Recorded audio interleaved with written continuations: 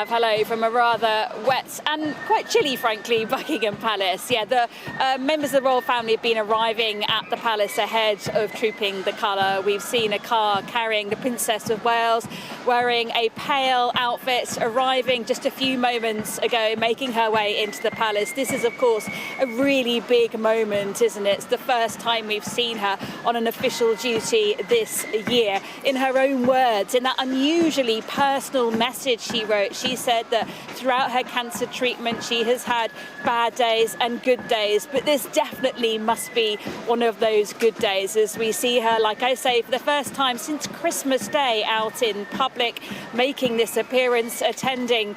You can see her there ready to attend trooping the colour, the King's official birthday parade. She's arrived at the palace where she will be getting in a carriage alongside her 3 children. They will make their way along the Mall towards Horse Guards Parade, where they will watch trooping. They will then head back to the palace and make their way onto that iconic Buckingham Palace balcony where the scene is set behind me.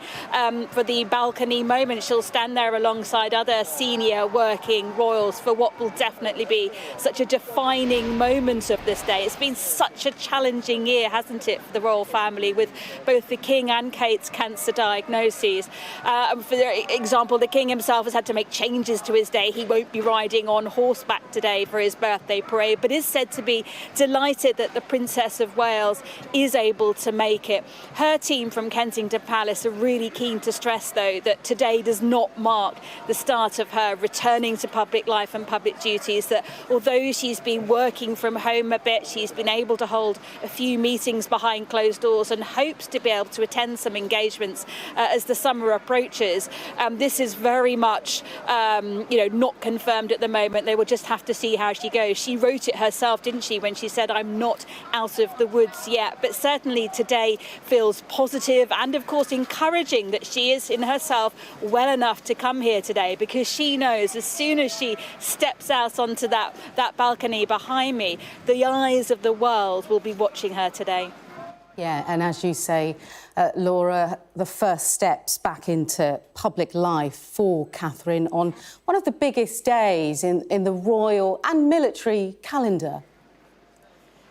Yeah, it really is one of those big moments in the royal calendar. We often say, don't we, that the royal year plays out a bit like a school term. You've got 3 terms, set-piece events, and this definitely is one of them. I mean, the reason they hold this event in June is because the weather's meant to be nice. Not quite like that today. We hope it brightens up a little bit later, but this is one of those big military events. You can see behind me there are troops making their way towards Horse Guards at the moment. Lots of people have turned up here today. I mean, right from the die-hard fans late last night into the early hours of this morning, they started arriving. There is a group of protesters from the protest group Republic. They're gathered with their yellow flags. Senior royals will definitely see them as they make their way up the Mall, but positioned right next to them is this counter-protest we've been seeing recently, people who will then sing the national anthem loudly and wave large Union flags at the same time. But that will definitely be on view as the King and, of course, the Princess of Wales and other royals travel along the Mall towards Horse Guards before trooping the colour begins a little later on. OK, Laura, thank you so much for that update. There you are, pictures of the Princess of Wales making her first public appearance of the year, taking part in the annual Trooping the Colour parade. We'll have more throughout the morning. OK, the US Vice President will be among attendees at a summit this weekend, planning first steps towards peace in Ukraine. Not in attendance, though, both Russia and China. So how much progress are we likely to see at the event in Switzerland? Well, it takes place near Lucerne. It comes just a day after President Zelensky met with world leaders at the G7 in southern Italy, where a $50 billion loan to Kyiv was agreed, but no end in the sight to the war. Ukrainian soldiers have been speaking of the mental health toll from fighting on the front lines, and they've spoken to our security and defence editor, Deborah Haynes. Все те, що робить агресор, те, як він намагається нас знищити, те, як гибнуть побратими, це дуже сильно впливає на емоційний стан. Maxim is among a growing number of Ukrainian troops suffering the mental scars of war. В голові куча думок про те, що було, тому я від цього не мог трохи відійти. Just back from the front line, he receives support at a makeshift centre for psychological trauma. В нашій ситуації не завжди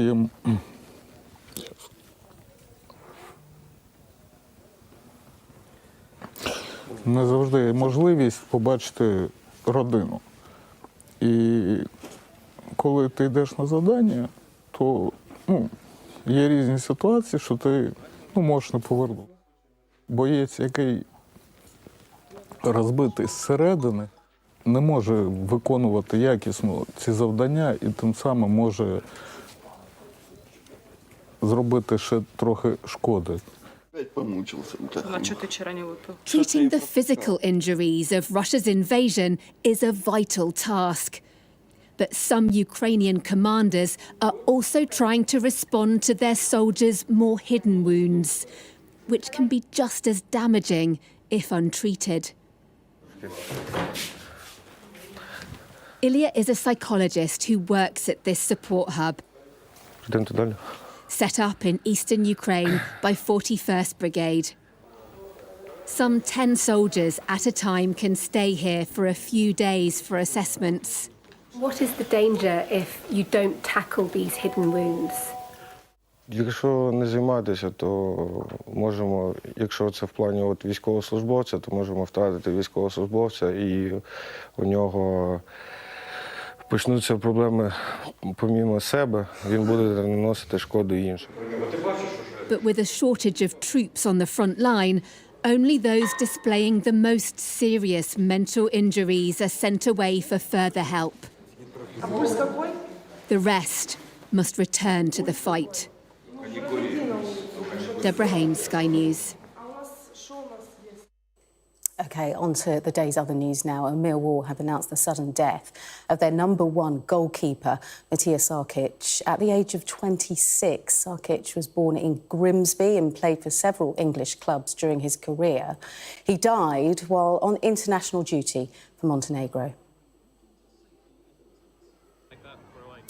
28 people have had to be rescued from an amusement park ride in Oregon after a fault left them dangling upside down for around half an hour. Emergency services managed to bring down the ride manually and say no one was hurt.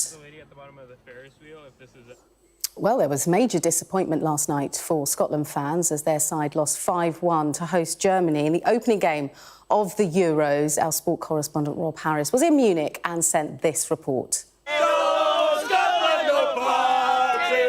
Now, how long will their party last in Germany? The Tartan Army more in tune than their team. Scotland no party! The Euros opening with a 5-1 thumping by Germany. The host just too good for them. In front after 10 minutes through Florian Wirtz.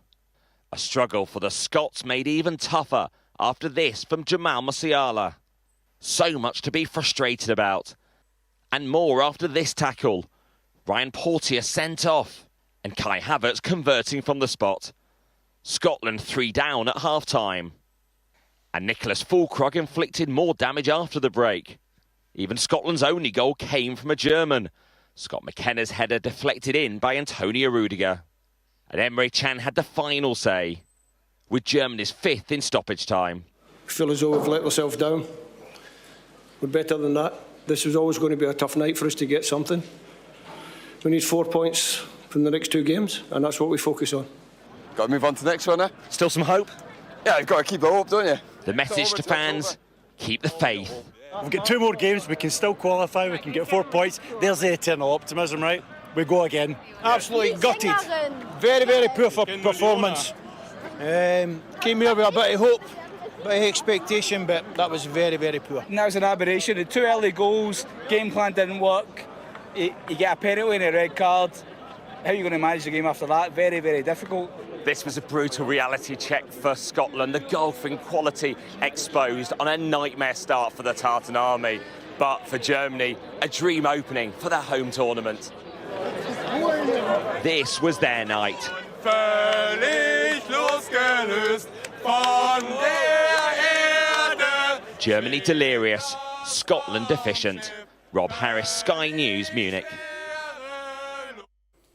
This is Sky News Today. Coming up, an underreported battleground. We look at whether Sikh voters could swing seats in the upcoming general election.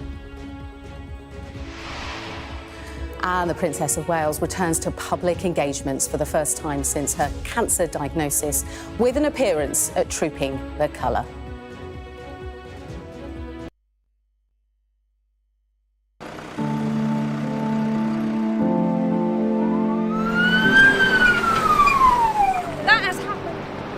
And now it's coming from both sides, and it's moving this way.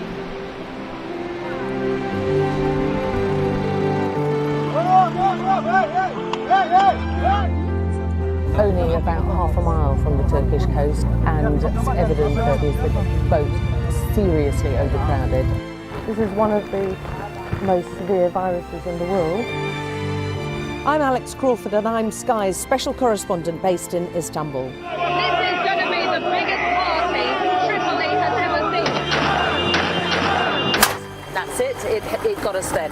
There's a lot of action going on, a lot of hits going in still. We aim to be the best and the most trusted place in news. Clearly not had very much to eat at all. A lot of them extremely thin and very frail. Look at her arms. I can put my entire hand round. This is the cocktail of drugs which the doctors at this hospital have been giving their coronavirus patients. Made for people who want clarity in an uncertain world. Mother Nature can be vicious, absolutely savage. The world's largest falls now down to a trickle in places. I can't imagine how much plastic is lying at the bottom of this huge lake. Whoa! Close and personal with her, aren't I? This is what makes the job so fantastic.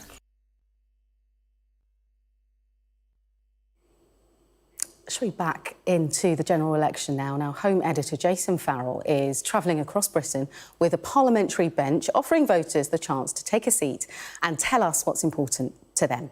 We started in Cornwall, where our bench across Britain made its first stop, then to a cheese rolling event in Gloucestershire.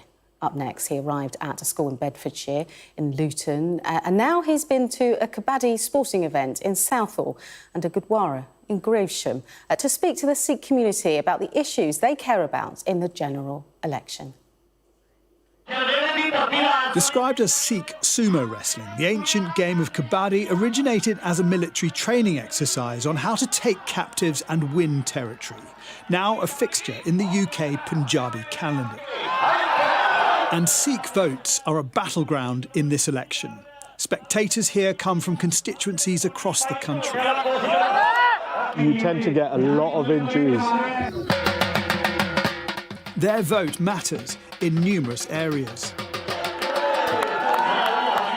In Southall, known as the Little Punjab, Sikhs make up 30% of the population. So we've brought our parliamentary bench here to test the mood. So the current cost of living, as we all know, is through the roof. And it's becoming extremely difficult to live and sustain within this environment. Evident that with the amount of homeless on streets. I've been here a long time now, but I've never seen nothing change. It's gone up and up. Every government come in, they promise a lot of things. We do this, we do that, we do this, but nothing happens again. PM Rishi Sunak, a Hindu, has Punjabi origins, but is he getting their vote? Well, I mean, I think he was a better chancellor than he was a prime minister. I think the position the party finds itself generally, that really hasn't helped his cause. The athletes here represent Sikh communities across the UK. This team is from Gravesend in Kent. Yeah, Gravesend. In a target seat for Labour, Gravesham. Home to the largest Gurdwara in the UK. The Sikh community can be quiet influencers in elections. We don't hear from them much, but they are concentrated in certain areas, and they can tip the balance in places like here, Gravesham, where they make up 8% of the population. Surveys we've done suggest 85% of Sikhs actually come out and vote. There are probably 1 million Sikh voters. We have towns and cities where there are 20, 25,000 Sikhs. And therefore, the Sikh vote really matters on the 4th of July. So how can politicians appeal to these worshippers? Many said they want a public inquiry into British government involvement in events leading up to the infamous Sikh massacre in India in 1984. And to hear more from politicians about protecting their communities. Yeah, Islamophobia, Semitism is widely recognised for specific hate crime. However, nothing exists for the Sikhs. But because of our dress, we can become targets of hate crime exactly the same manner as Muslims do. Because at the end of the day, I feel like we represent the nation very well. You know, we hold its core values, and as a community, we are very tight-knit and close-knitted. They pride themselves on being humble, shrewd, community-minded, and incredibly polite. I'm so sorry about that. I'm so sorry. And in places, their vote can carry a seat. Looking very stylish, Jason. Jason Farrell, Sky News. OK, let's take a look at the weather. Well, the weekend weather will be unsettled thanks to a cool area of low pressure sitting over northern parts of the country, and this will give a rotating feed of showers or longer spells of rain. There will be sunshine and showers for most through the day, although a swathe of cloud through central areas will bring some more persistent wet weather.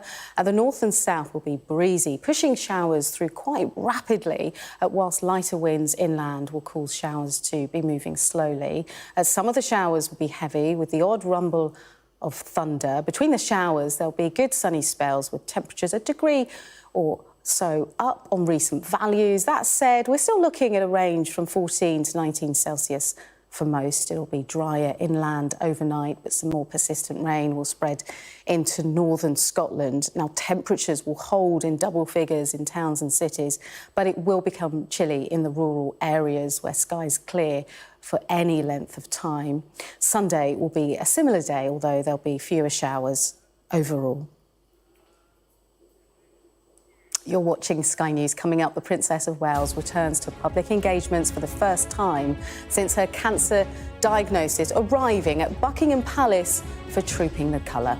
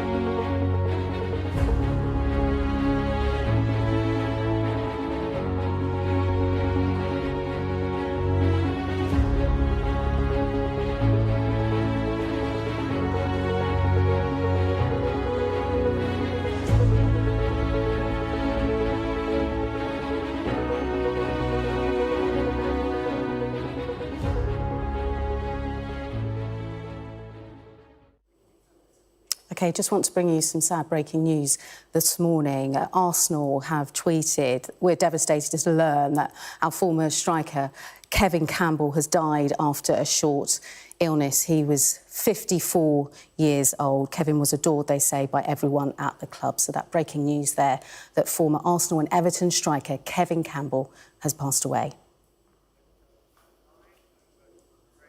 OK, let's go live now and our top story, because the Princess of Wales is due to take part in her first public appearance since beginning treatment for cancer. She'll be joined by members of the royal family. But let's go live now to our royal commentator, Alistair Bruce. And what a great way to start, by seeing the regimental mascot of the Irish Guards, the dog, the Irish Wolfhound Seamus, coming on to Horse Guards. We spoke a little earlier in the week to the dog handler, and he had much to say about preparing his beloved Seamus for the parade, and his name is drummer Ashley Dean. Preparing all the kit, I will start off by giving him a good brush down. Then he'll go on to putting his tunic on, which he naturally just puts on now to himself. And then it'll be going down to Brasso and cleaning his collar and make sure it's nice and polished, just like all of the kit that all the rest of us wear. The collar is from 1985, and it has all the regimental mascots since 1985 written on the collar. The one that predates that, I believe, is in the Guards Museum next to Wellington Barracks. And there have been a large number of wonderful Irish Wolfhounds who have represented the Irish Guards over the years. They were formed in the year 1900 on the 1st of April. And we can see the famous blue plume of the Irish Guards on their band there as they come on to Horse Guards. This is their day. The Irish Guards will be trooping the colour of number 9 Company, which represents the traditions and history of the 2nd Battalion Irish Guards. And meanwhile, the Guardsmen who will be playing their part in the parade today are taking their positions to form an L shape on this great parade square. It will be a day of music, a day of ceremonial, and principally a chance for the nation through the Household Division to wish the King a very happy official birthday. It's the sort of national day for the United Kingdom, and it is always held on a Saturday to reduce the impact on traffic. But today is quite a gloomy day in London. It's been raining quite hard already, and the weather doesn't look good for the period of our parade. But I remember commentating one year when literally at the corner where our camera now is, it was deep water pretty much for the soldiers to march through. So they're ready for whatever takes place, and for them, this is the culmination to many months of training as the band of the Irish Guards, with others, come to a halt, forming the mass bands of the Household Division.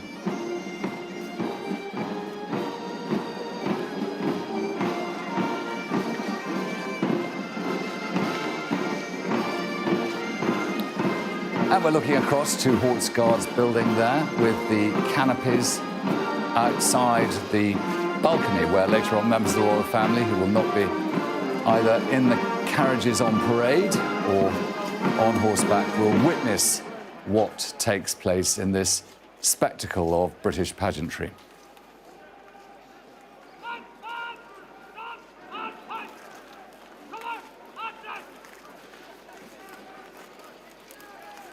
And for the senior drum major today, Warrant Officer Second Class Gareth Chambers of the Irish Guards, just going to the rear of the parade now after bringing the bands on with the other drum majors as reorganisation takes place.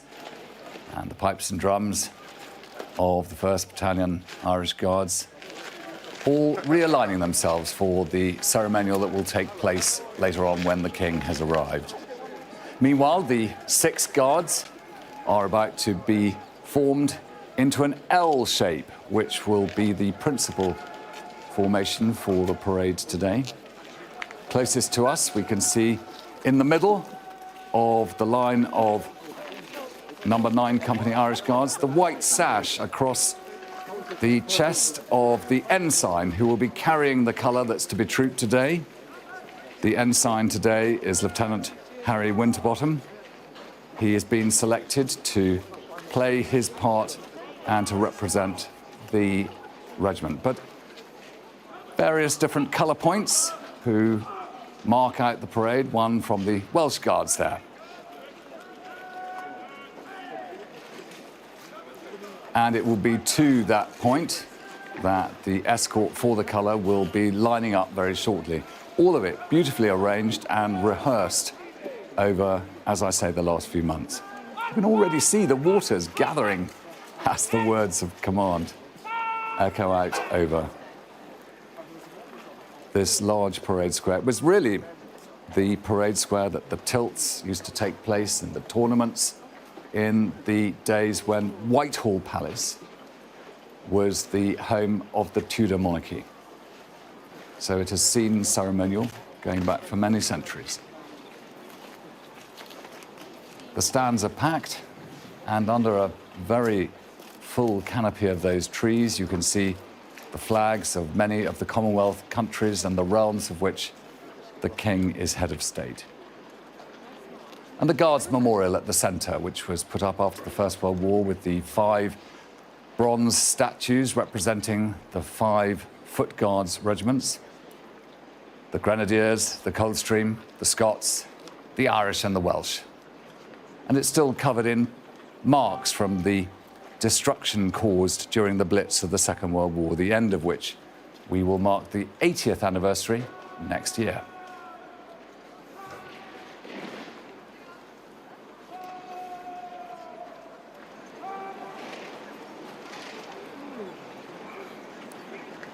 Field Officer and Brigade waiting, taking command of his parade.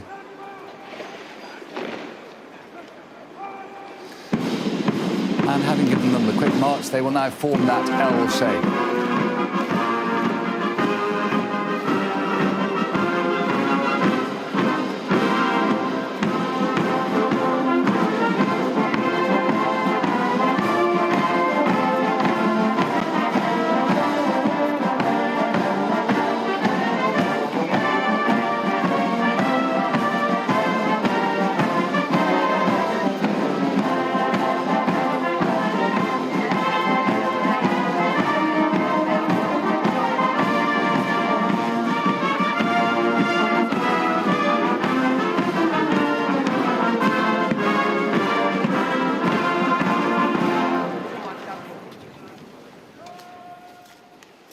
Meanwhile, at Buckingham Palace, the preparations are going ahead for the first carriage procession. And we can see through the centre arch to the carriage that Her Royal Highness the Princess of Wales is about to leave in that carriage procession with her children. And she will be making her way with other members of the royal family who will follow in other carriages, and they'll make their way up the Mall and to the parade itself.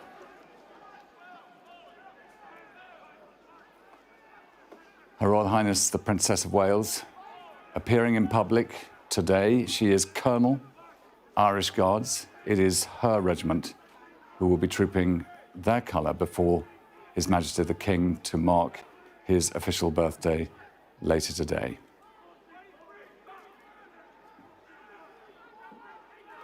Everything's timed to perfection, so once all members of the royal family are prepared and the Comptroller of the Lord Chamberlain's office, Lieutenant Colonel Mike Vernon, is content, he and the Crown Equerry, Colonel Toby Brown, will give the signal for the primary procession of members of the royal family to make their way to Horse Guards. It's a short distance up the Mall, turning right on Horse Guards Approach Road, and then into Horse Guards itself.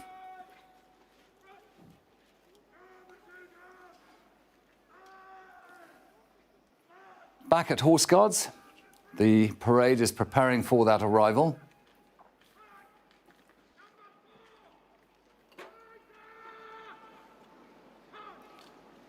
and with the King's Troop Royal Horse Artillery under the canopy of trees just behind the parade ground there.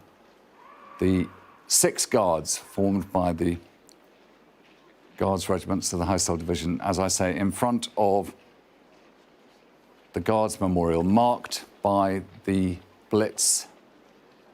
And at the end of the Second World War, Churchill refused attempts to repair war memorials, to remind everyone how close this democracy came to being defeated.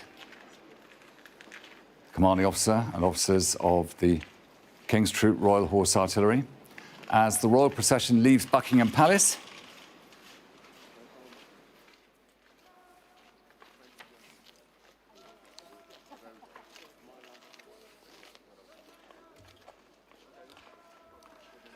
The glass coach will take the Princess of Wales.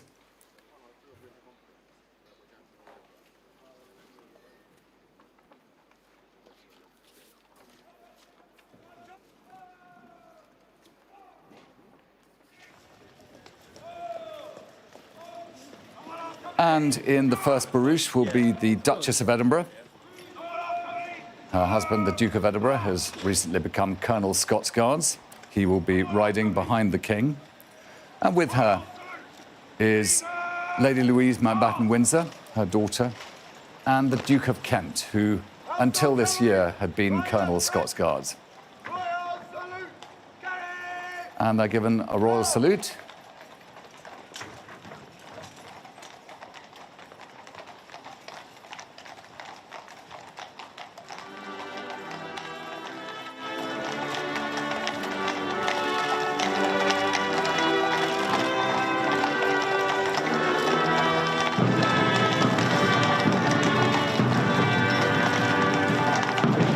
See them anyway.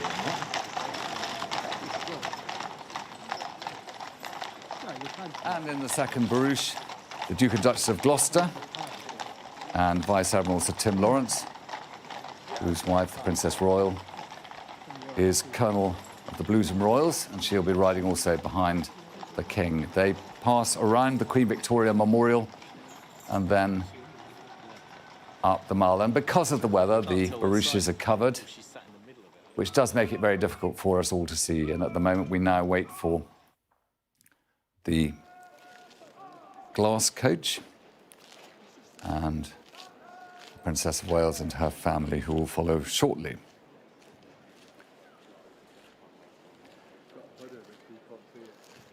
Meanwhile, back at Horse Guards Parade, where the ceremonial will take place, the field officer in brigade waiting, who will be commanding the whole of this parade today, Lieutenant Colonel James Colby, who's the commanding officer of the London Central Garrison. He has opened up number 3 guard, formed by F Company of the Scots Guards, so that the carriages we've just seen leaving Buckingham Palace can pass through freely to Horse Guards Arch.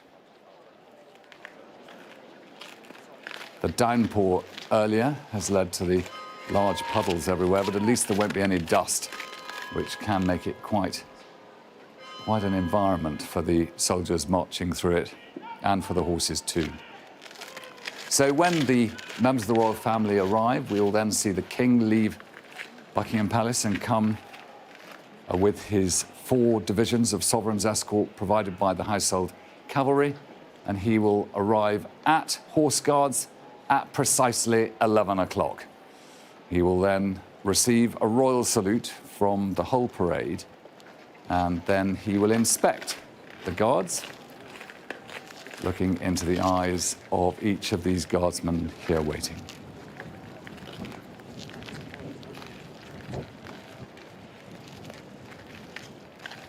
And we return to Buckingham Palace, where the King's procession is about to leave.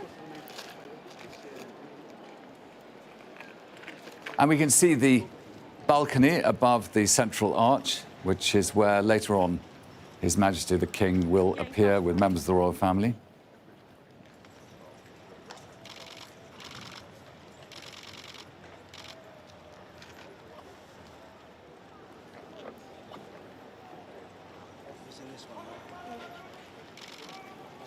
And His Majesty the King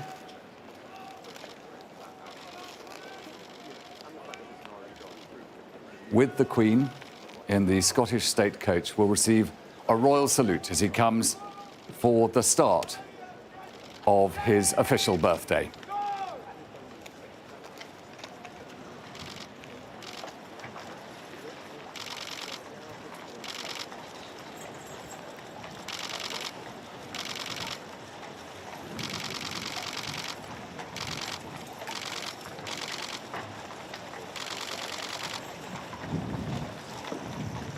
His Majesty the King in the uniform of Colonel-in-Chief of the Irish Guards, who will be trooping their colour later. And behind him, the Royal Colonels, Princess Royal, the Duke of Edinburgh, and the Prince of Wales. Prince of Wales is Colonel of the Welsh Guards, the Duke of Edinburgh of the Scots Guards, and the Princess Royal, Colonel of the Blues and Royals. And the Princess of Wales, with her children.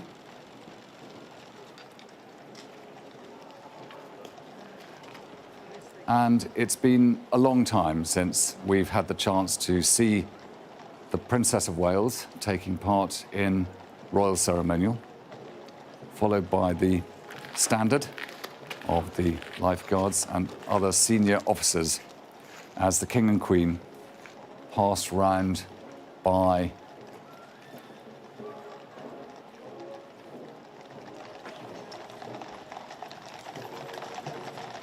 and for the Princess of Wales, so much she has been dealing with for the first part of this year, and doubtless for her children too, but a good day out for them now.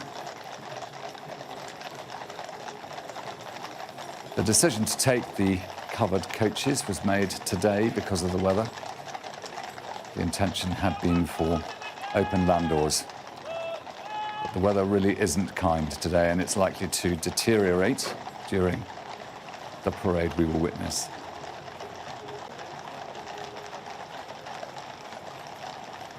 So for the Princess of Wales, who is Colonel, Irish Guards, she sent wonderful messages last week when she couldn't attend the Colonel's review, and encouraged them and told the regiment how proud she was of all that they do and have done in preparing for the King's official birthday.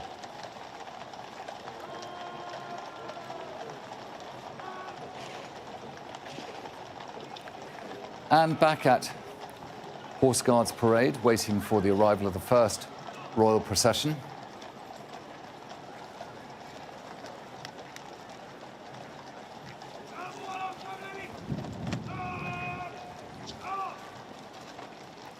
The two barouches that we saw leaving, with the first containing the Duchess of Edinburgh and the second with the Duke and Duchess of Gloucester, shortly arriving here. And they will come through the number 3 guard and receive a royal salute.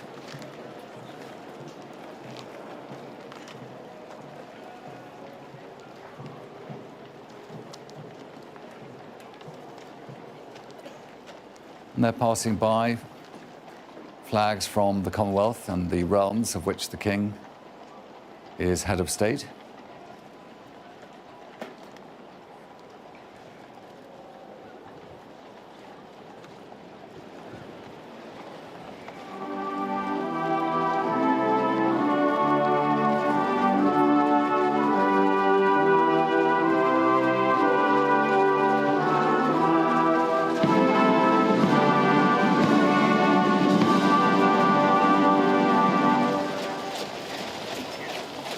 The Duchess of Edinburgh there, bowing her head to the unfurled colour of the number 9 company, the Irish Guards, which waits on the far side of the parade ground and will be trooped later on. The colour that will be trooped was presented to number 9 company by the King on Monday at Windsor. It carries a quasi, almost spiritual significance for the regiment. It incorporates the whole history of a regiment and those who have served in it over the years, back, of course, as we remember, back to D-Day and the advance through Normandy 80 years ago. All those who served and lost their lives are recalled. As the Field Officer Brigade waiting will now return the formation of the L, bringing F Company, the number 3 Guard, back into line in time for the King's arrival later on. But the King is making his way very slowly with the Household Cavalry up the Mall.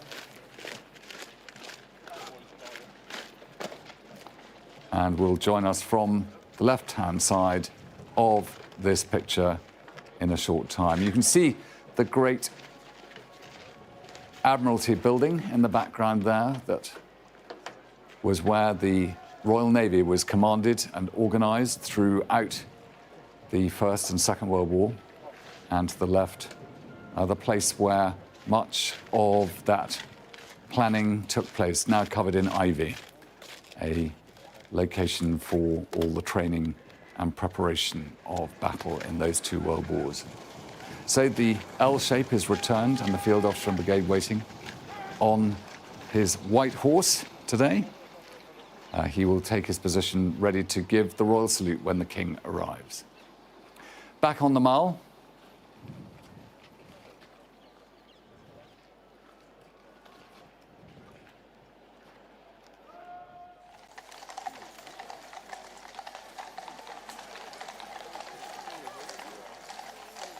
And the Director of Music leading the band of the Household Cavalry, Major Craig Bywater, within their state dress. That's the gold state coats of the Household Cavalry Mounted Band.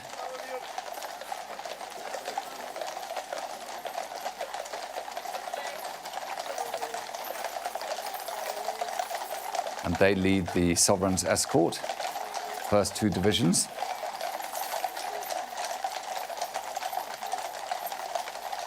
And they will provide music later on for the advance to Horse Guards. And a chance for all those who've gathered here down the Mall. There's often quite a large crowd. There is obviously a demonstration today too from Republic, and they have taken their place and are making their views felt.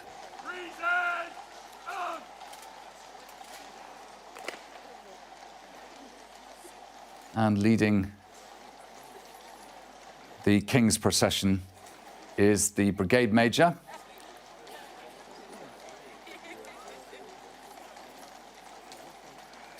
The Brigade Major, Lieutenant Colonel James Shaw, who had much to do with the planning of the coronation procession too, and he leads the Household Cavalry Mounted Band there.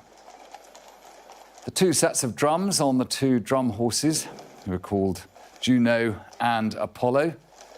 One set of drums presented by King George III and the others by King William IV. They're extremely heavy, and the horses are great characters. They've got names in the stable. Juno's known as Willow Rose, and Apollo, just quite simply, as Ed.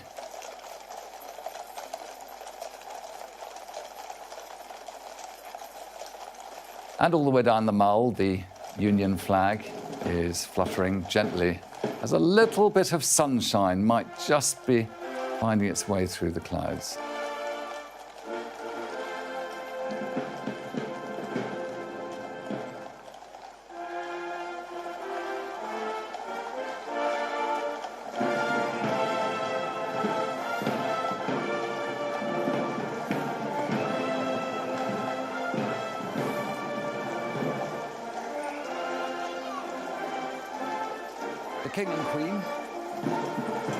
The King and Queen are being led by the Household Cavalry Band, playing Carolean Jubilate.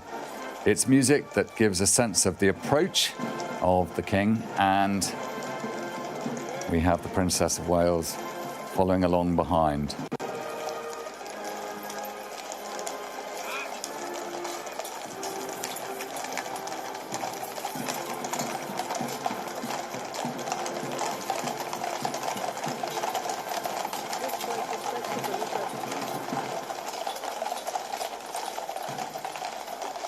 And just to let you all know, we're borrowing some of these cameras, so we're not always in control of what they're showing. We just see the Major General commanding Household Division there with his plumed cocked hat as the 3rd Division of the Sovereign's escort, formed by the Blues and Royals and also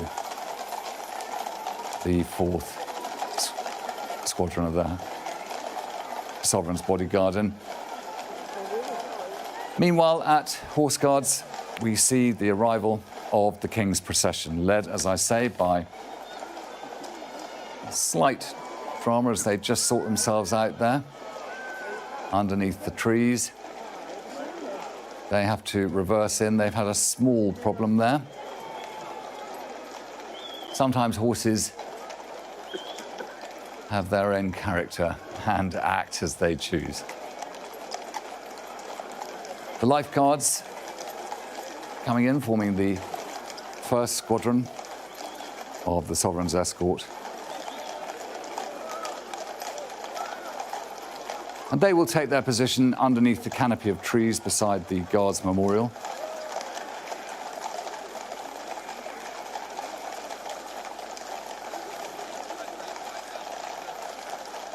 And after the 2nd escort, Sovereign's escort from the Life Guards, we'll have the King's carriage, the Scottish state coach, which will lead him to the right of our picture and to Horse Guards Arch itself, where he will take the first salute of his official birthday parade.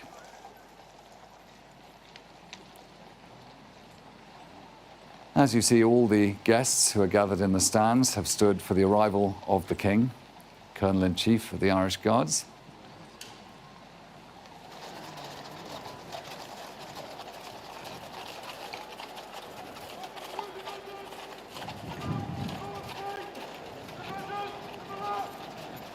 Set upon the top of the Scottish state coach is a representation of the Crown of Scots, which was presented to the King last year in the High Kirk of St Giles when he came to Scotland after his coronation and was presented with the crown that had been placed upon the coffin of his mother, Elizabeth II, when she lay at rest, and which was made in 1540 and was first used at the coronation in 1542 for the coronation of Mary, Queen of Scots.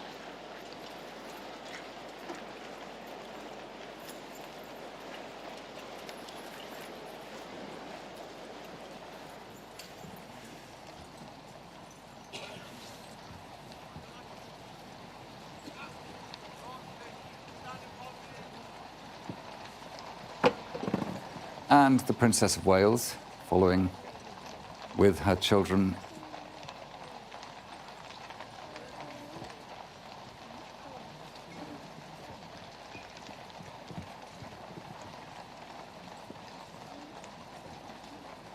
Much for young eyes to look at and take in.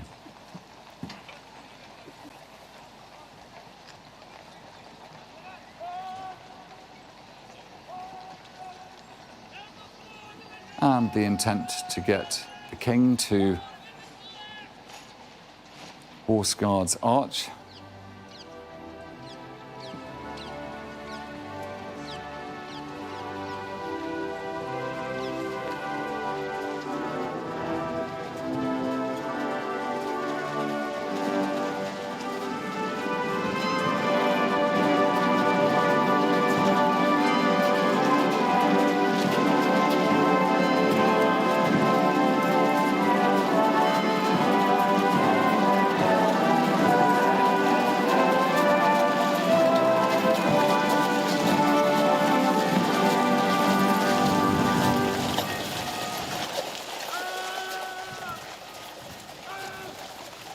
And the first salute to His Majesty the King as he arrives, followed by his brother, sister and son, as he now goes to inspect his guardsmen.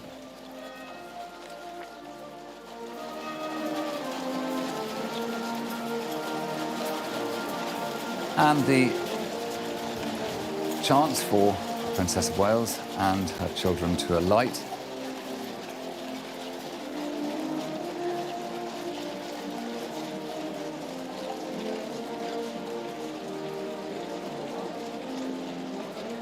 Saluted by the Garrison Sergeant Major there. She will now go up the stairs to the left-hand side of the arch and into the Major General's office, which used to be where the Duke of Wellington used to witness this parade.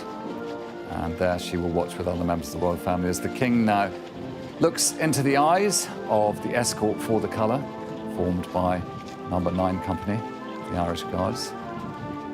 For the Queen too, as Colonel Grenadier Guards, the No. 2 Guard is formed by Nijmegen Company of the Grenadier Guards.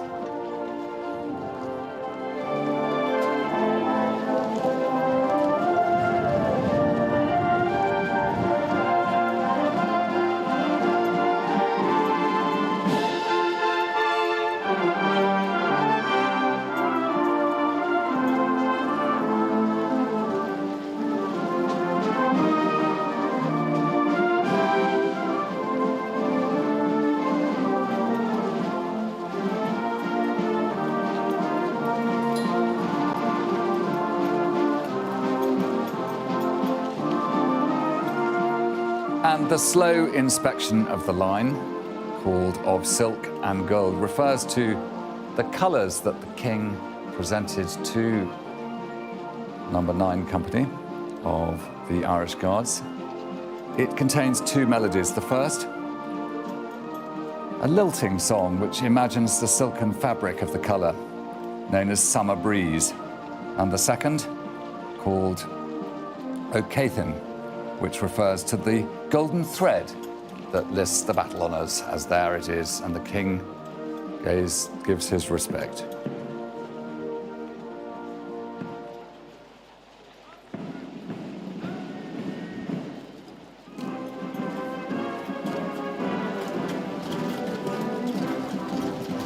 And for the quick inspection of the line, Welcome to Ireland, an arrangement by Phil Shannon. All the music today will take us to the north, south, east and west of Ireland.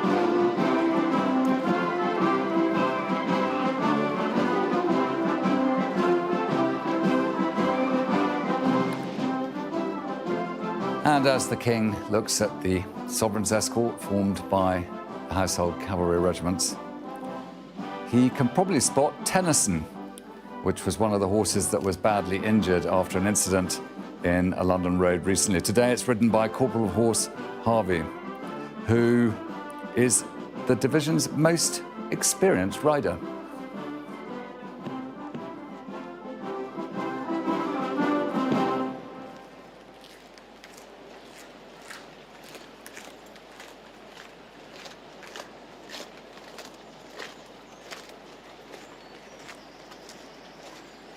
The King will now return to Horse Guards Arch and there witness the slow and quick troop of the massed bands of the Household Division.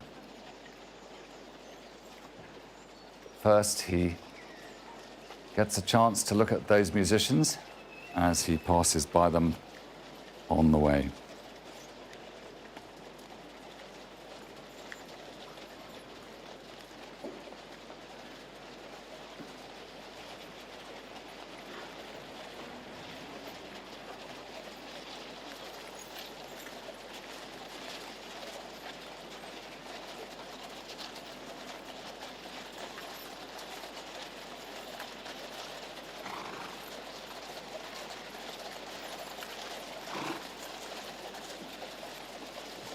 And we can see the King in the carriage with the Queen, followed by the Royal Colonels and the other colonels and the Major General commanding Household Division, now approaching Horse Guards Arch.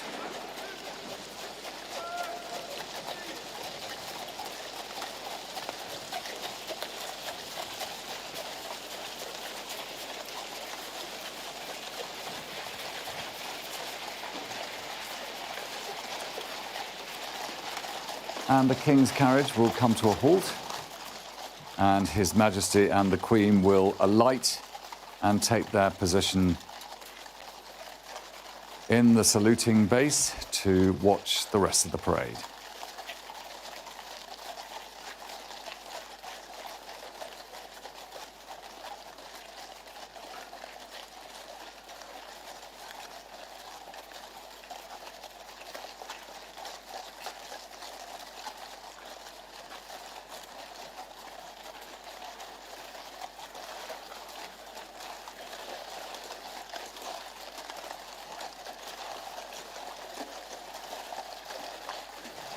So the King will sit on the right, as is custom, and the Queen to his left.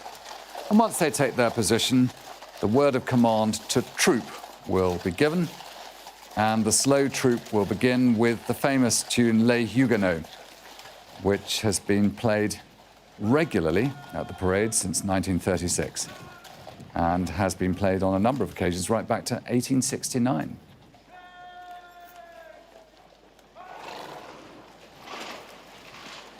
Guys,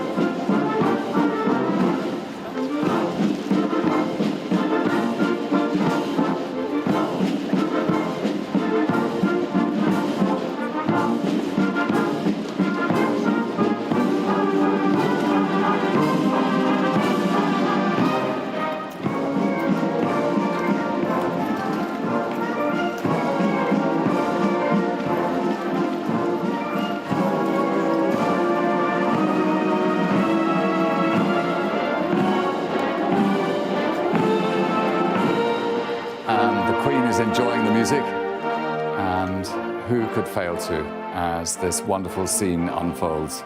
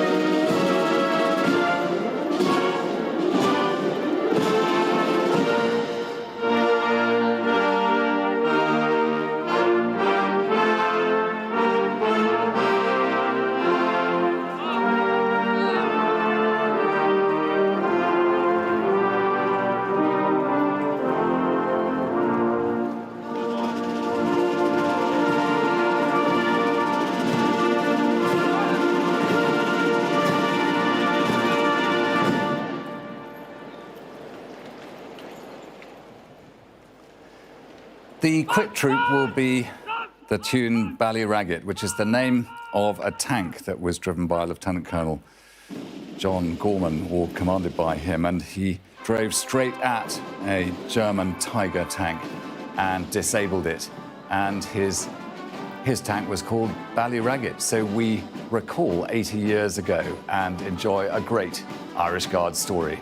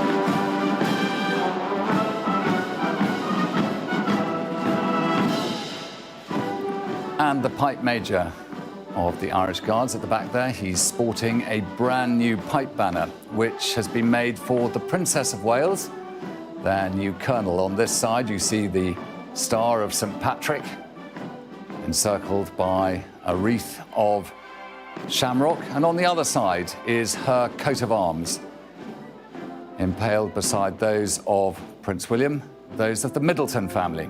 And when he turns, you'll get a good chance to see it later on.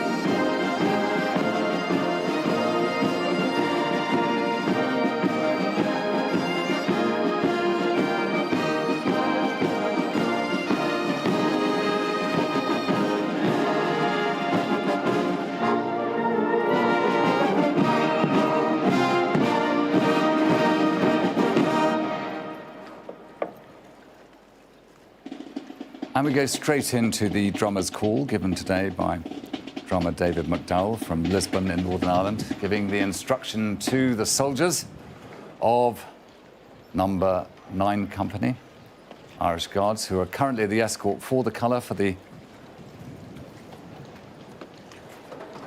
commander of the guard, to hand over to the subaltern, Lieutenant Monty Badger, as the drummer returns after giving his drummer's call. And we'll now see the escort for the colour come forward to collect the colour. And it's a chance for Lieutenant Harry Winterbottom to put into effect those duties that he must get right when he arrives in front of the colour itself.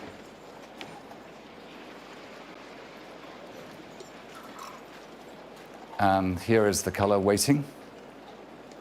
And it's carried today by Colour Sergeant Chris Enright. To his right is Guardsman James Lee. And to his left is Guardsman Vertana Muik.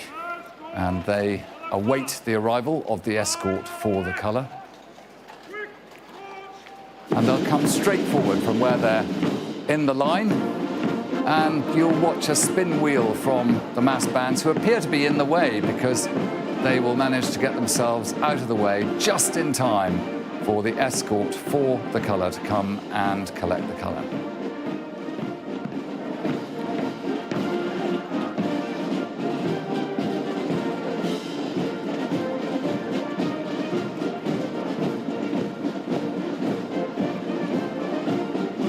And we can see the escort for the colour now positioning itself and lining up, looking straight across the band.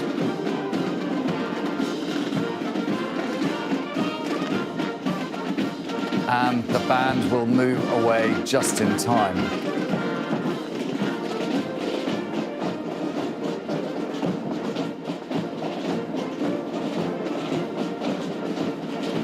Earlier this week, I spoke to Lieutenant Harry Winterbottom about what he had to get right at this time. And he had his views. It's a very difficult moment for him because the Regimental Sergeant Major will come forward from the rear of the escort for the colour and go to collect it and hand it to the ensign. So here he is, Lieutenant Harry Winterbottom. So that moment when I'm collecting the colour from the Regimental Sergeant Major, I'm very conscious that all eyes are on me. At that point, I'll salute the colour. The Regimental Sergeant Major then will hand the colour over to me as the ensign, and from that moment forwards, as the ensign, I'm in charge of that colour, and then we'll troop it through the ranks of the Guards, demonstrating to them this is the Irish Guards colour, and that goes back to history where we troop the colour as a way of marking out in battle that that is the rallying point. And there is the colour presented to Number 9 Company by the King on Monday this week. It has his royal crown above the Star of the Order of St. Patrick. The Star of the Order of St. Patrick, which was created in 1783.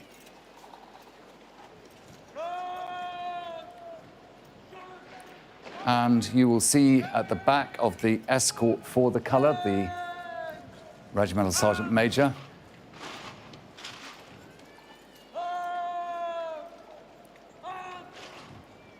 At the rear of the escort for the colour. He will now march forward, having drawn his sword. And we can see him just moving from right to left as he'll come round and he'll pick up the ensign as he passes and take him forward to collect the colour. So the escort for the colour is about to become the escort to the colour and have the greatest honour for the Irish Guards to then troop their colour through the other Guards and then to take it and march past the King.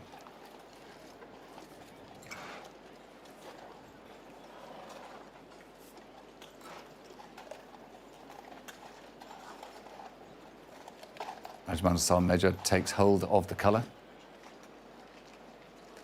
Colour Sergeant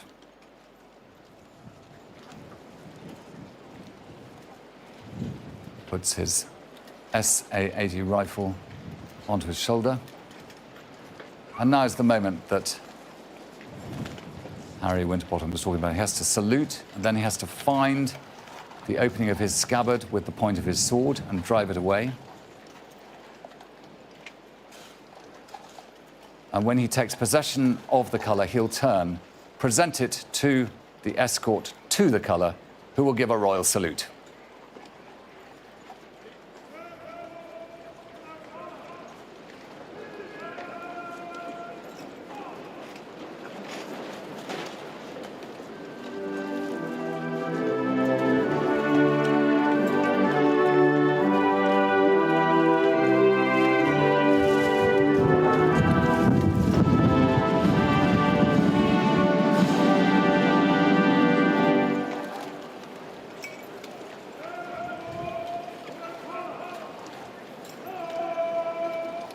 King saluting with other members of the royal family at this key moment as the colour that he presented himself has been taken by the escort to the colour. And they will now position themselves in order to troop it through the other Guards here, the other 5 Guards. And the purpose of this tells us something about what a colour is. It was an emblem, and in the chaos of battle, for the soldiers who were fighting, they always knew to gather themselves back or around and protect the colour that would have carried the symbols of their commander or whoever it was they were loyal to. And that colour needed to be identified and recognised. And every night it would be taken and lodged safely. And so it was necessary that all the troops knew where it was, what needed to be protected. And it used to carry different badges from heraldry of the various commanders in history. And sometimes they didn't have heraldry, so they just had two different coloured pieces of cloth. Hence the name colours emerged. But as they march into position to troop the colour through the lines, let's enjoy the music.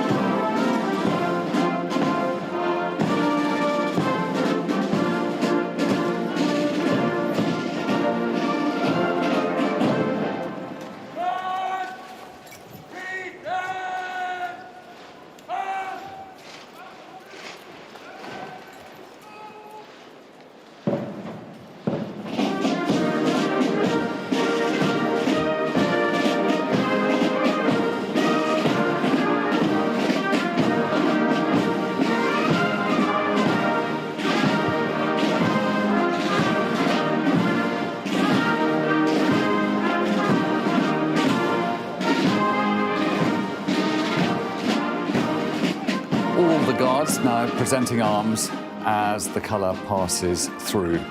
And the mass bands with the different buttons and plumes of the different regiments of the Guards Division. You can see the white and green plumes of the Welsh Guards.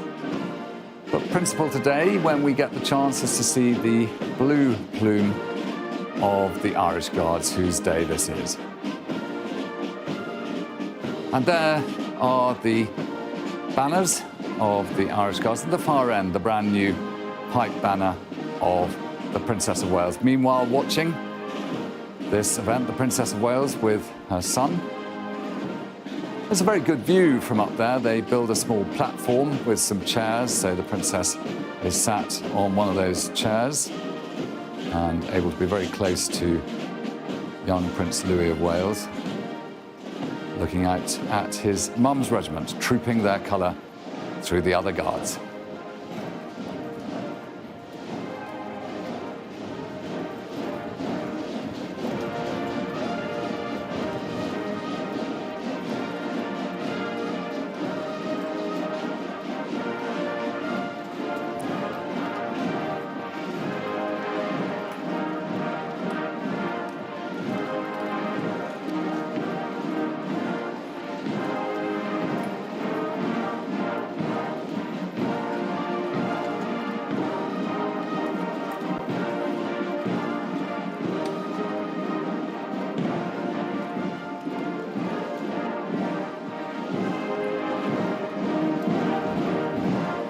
It's special for the King to look out onto this parade square as all 5 of his Foot Guards regiments are represented.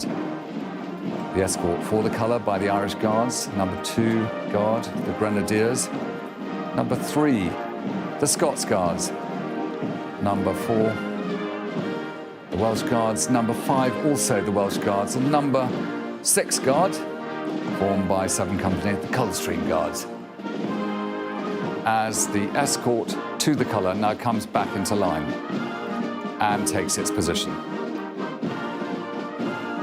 And the subaltern of the guard, Lieutenant Monty Badger, hands over again to Major Richard Trent, who will command from this point through the rest of the parade as they're brought shortly to a halt.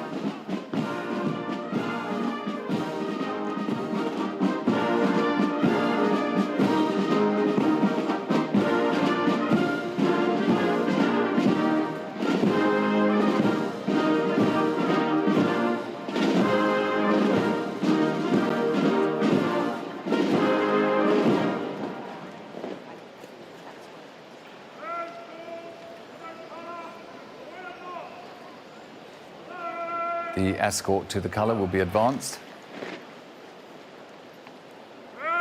They will now present arms to the colour.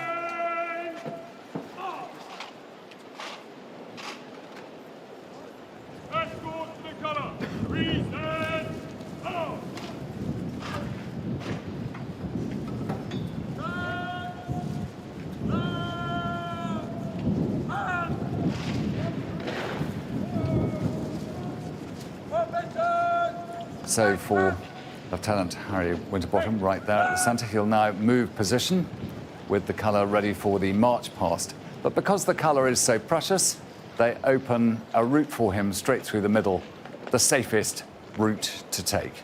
Takes his position at the rear in order for the preparation now by the Field Officer and Brigade waiting from the horse at the centre of the parade for the march past in slow and quick time. And wonderfully, the sun has arrived here in central London, and it does make the most enormous amount of difference. So they'll now turn and, as it were, march away from us to the sound of the corps of drums, who play "The Girl I Left Behind Me."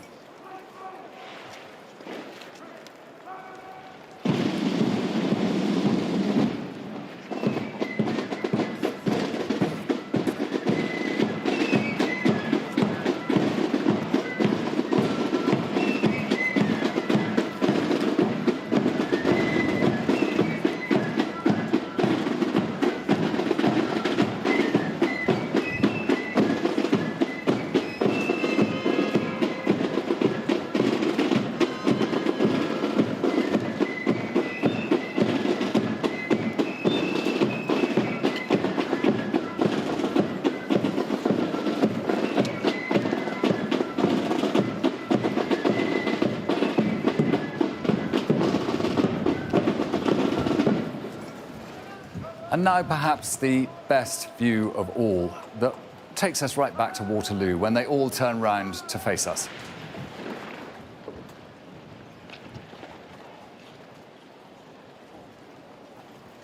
And they're now ready for the march past in slow time.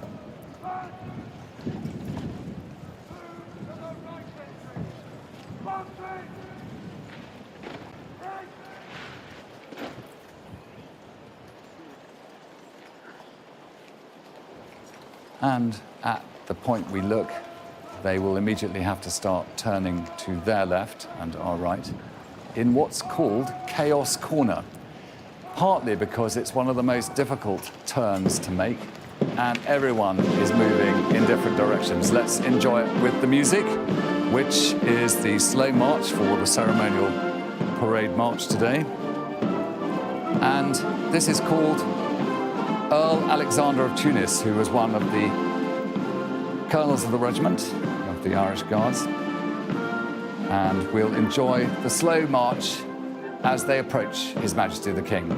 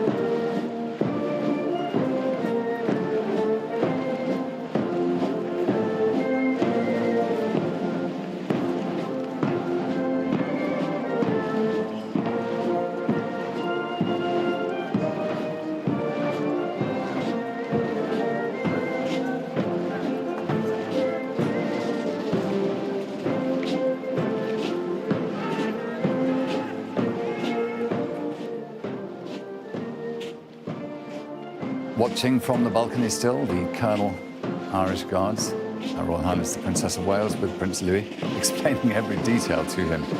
There are officers from the Household Division there who can help. They also have others who've taken part in the past, but the family know this one well, and for the Princess of Wales, with her 3 children, they've been also attending regularly.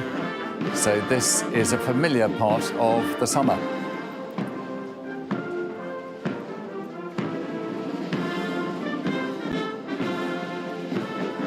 Perhaps one of the toughest moments coming up now for the ensign. We saw him receive the colour earlier on, and he will be making his way round, being in amongst the escort to the colour right at the front. He'll come to the front, and we'll see him shortly lower the colour in salute to the King. It's probably the most poignant moment for the regiment, and it's something he's been preparing for. So I asked him what it'd be like and why it means so much to the regiment.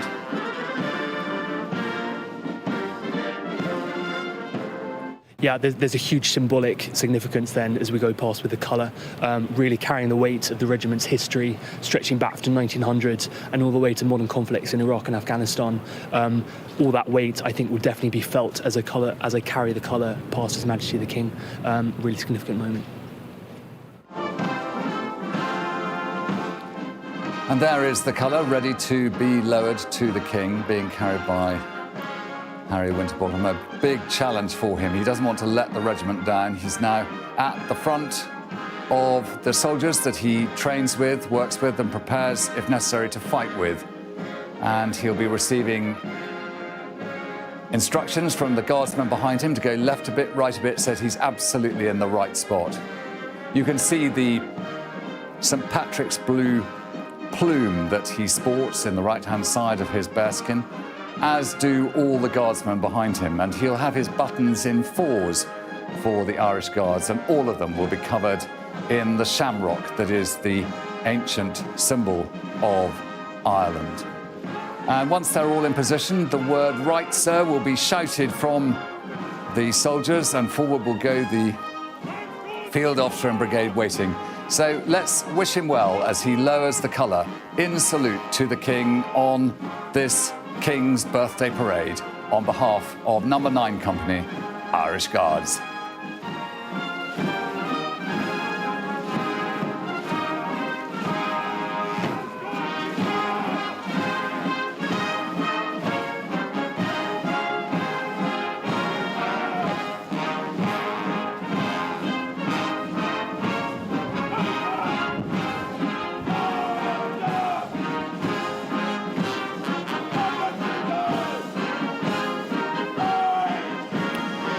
And to the slow march of the Irish Guards, let Erin remember.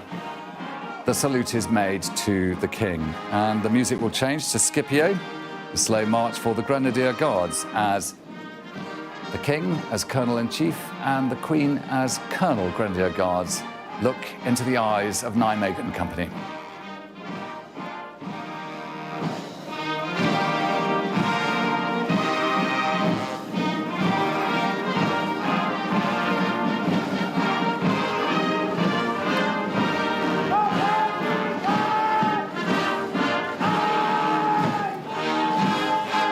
It changes again to the garb of Old Gaul as the Scots Guards' slow march comes by. And for their new colonel, the Duke of Edinburgh, who is on horseback beside the King, wearing the green sash of the Order of the Thistle, the first time that he has had the chance to do that. It is, of course, the symbol of the Scots Guards, and he stands between the Prince of Wales there and his sister, the Princess Royal. Meanwhile, the Welsh Guards' slow march, the men of Harlech, enjoyed by the Prince of Wales, their colonel.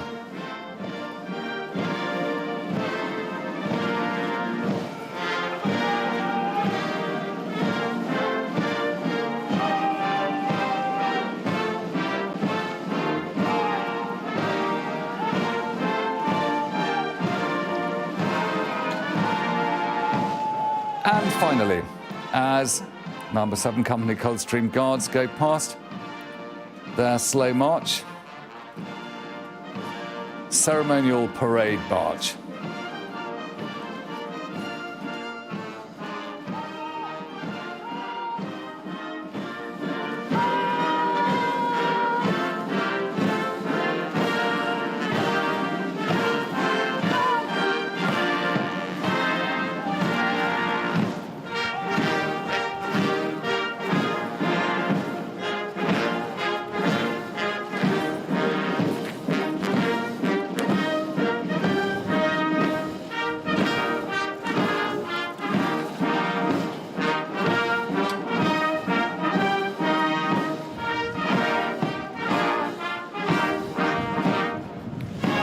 The wonderful Milanolio for the Coldstream Guards as we now go into the Guards Armoured Division.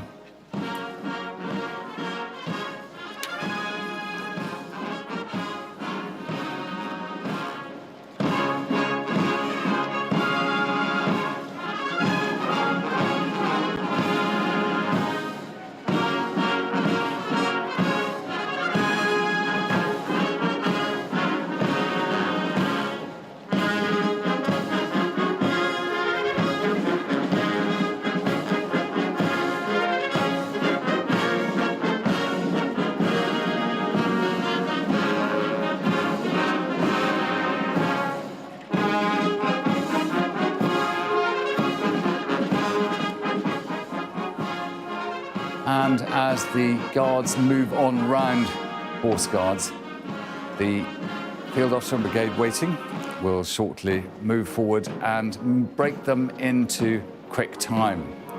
And that will be a chance for these guardsmen who've been waiting for some time. We see the Field Officer coming into position so that he can give that word of command shortly at the right time. They can swing their arms and go generally much faster. And that gets the blood moving after waiting for quite a long time.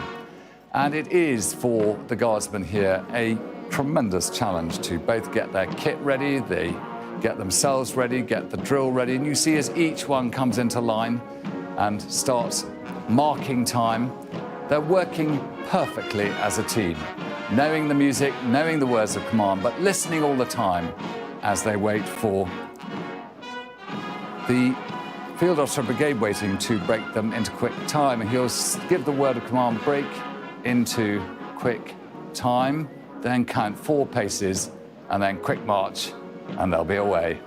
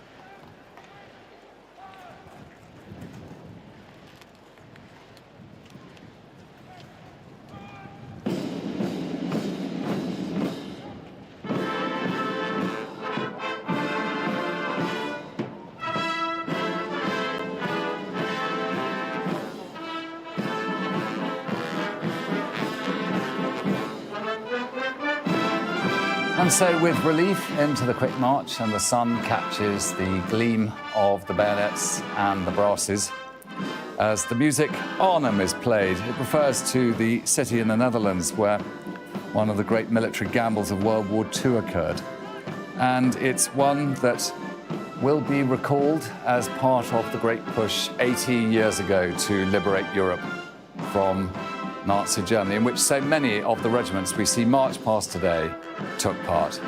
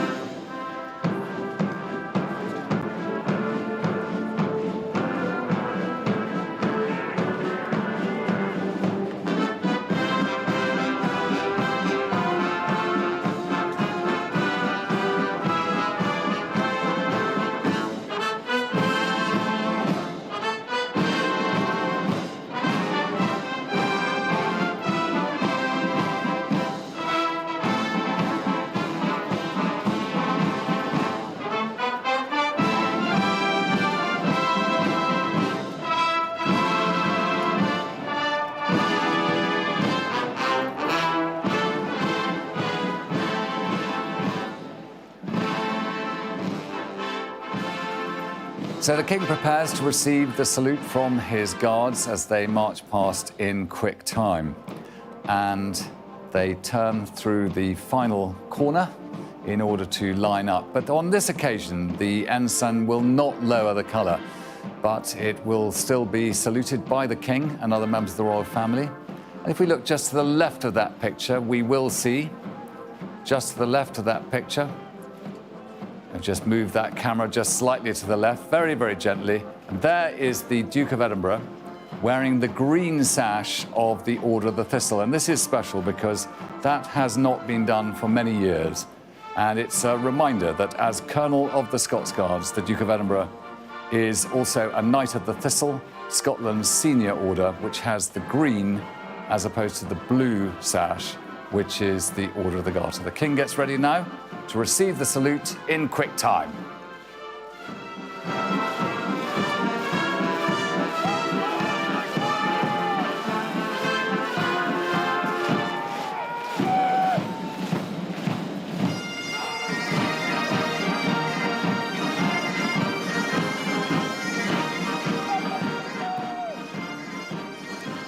And the pipes play St. Patrick's Day, the quick march of the Irish Guards.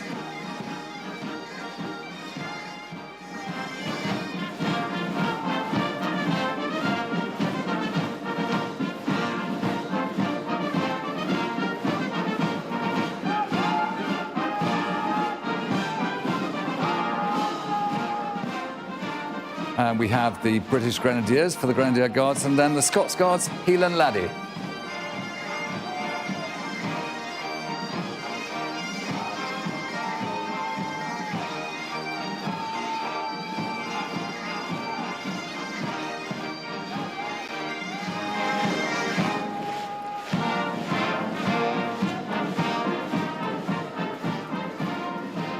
And as the Welsh Guards and Coldstream Guards go past, both the Rising of the Lark and Milanolo.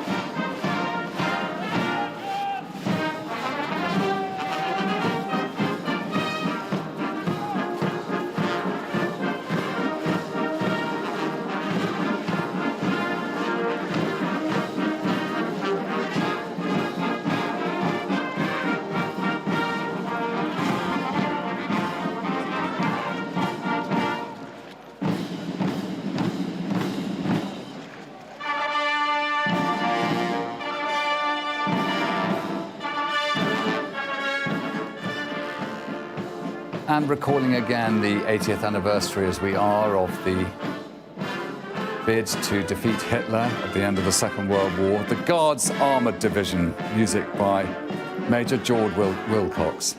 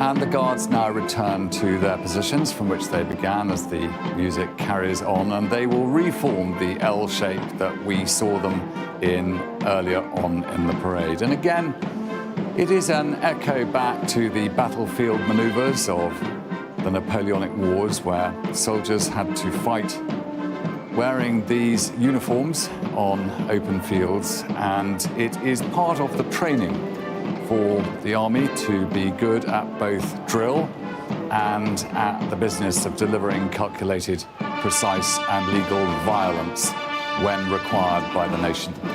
And it is those twin skills that are tested every year by the military commanders who train these soldiers, but in the Guards Division today, a chance to demonstrate the very best as they reform the L shape in front of the King.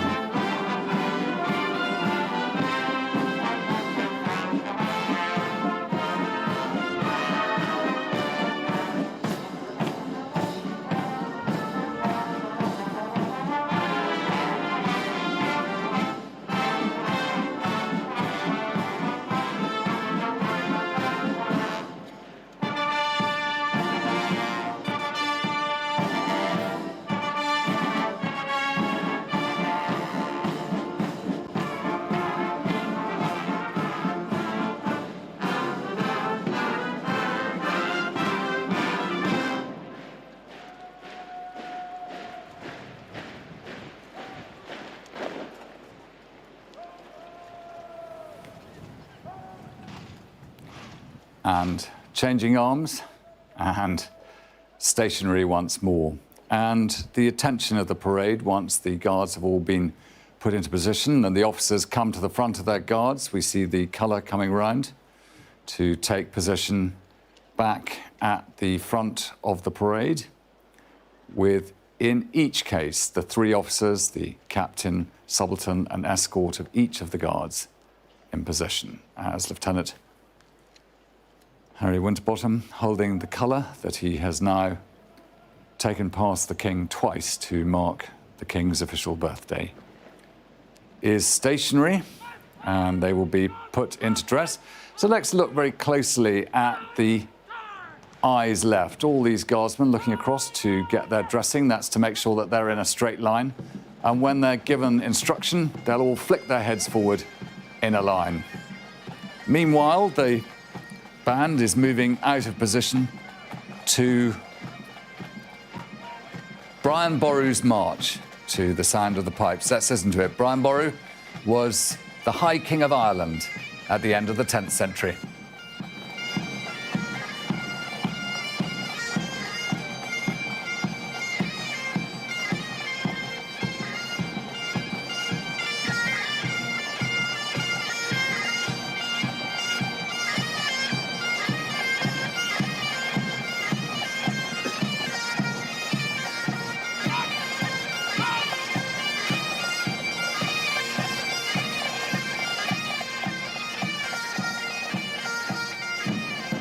And we can see there the piping banner just waving in the background, the new one that has been brought on parade today, the first time for the Pipe Major, which has the coat of arms of the Colonel, the Princess of Wales, who are also pleased to see watching the parade from the Major General's office. And the parade is now handed over to the mounted band of the Household Cavalry.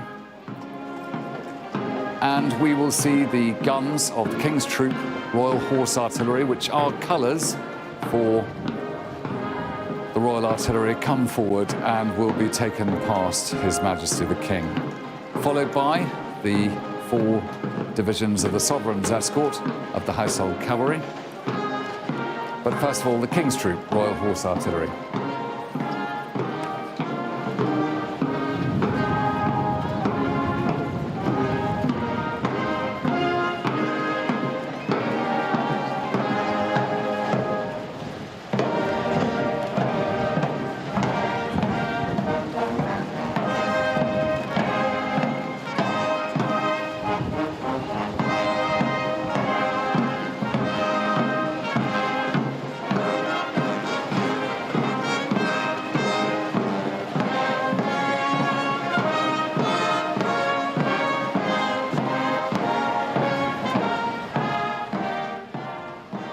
And it's good to see the guns being taken past the king in salute, the limber at the front and the gun itself at the rear.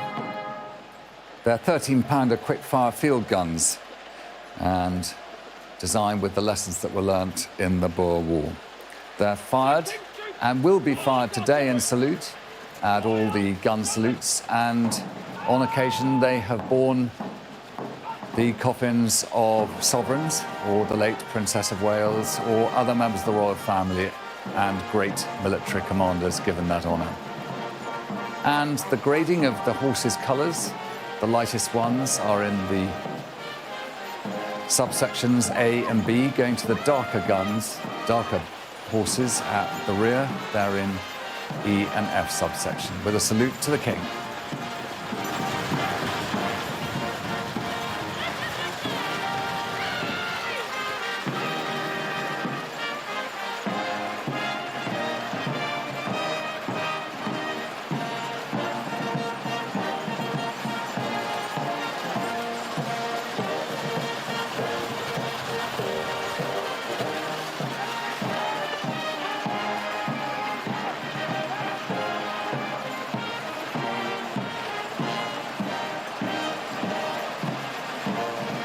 And the sound of the horse limber, the chains, the reins, it makes a wonderful sound. We must listen to it closely.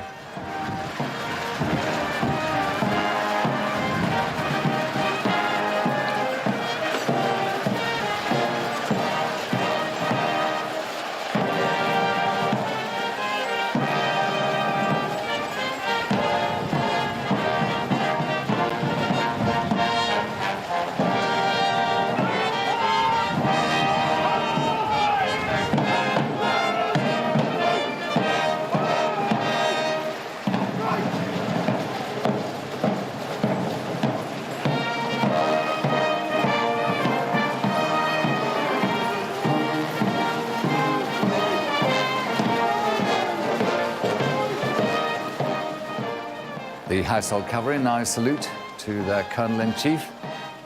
The soldiers and horses that brought the king here in the 4 squadrons of the Sovereign's escort, led by the Life Guards, who lowered their standard in salute to the king.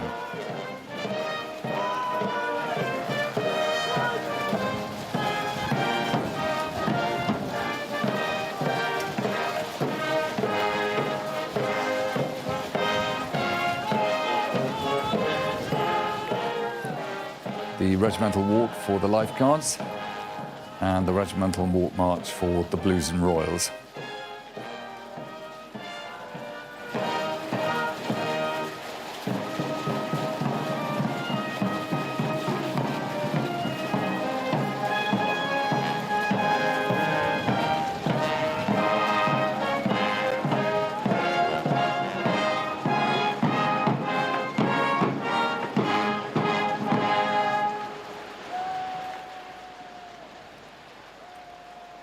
The trumpeter will now give the trot.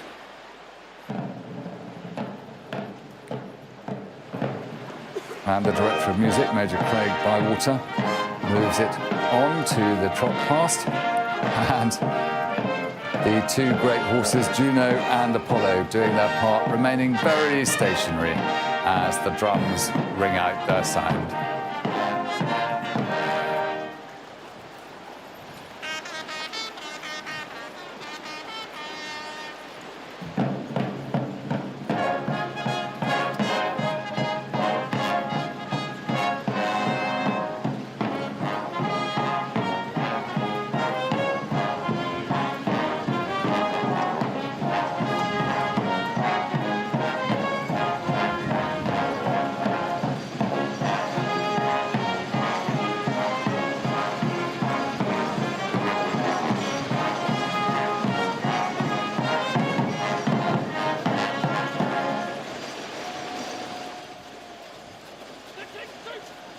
Well, the weather has changed and those glimmers of sunshine have rather ebbed away as the King's Troop Royal Horse Artillery trot past the King and give their salute.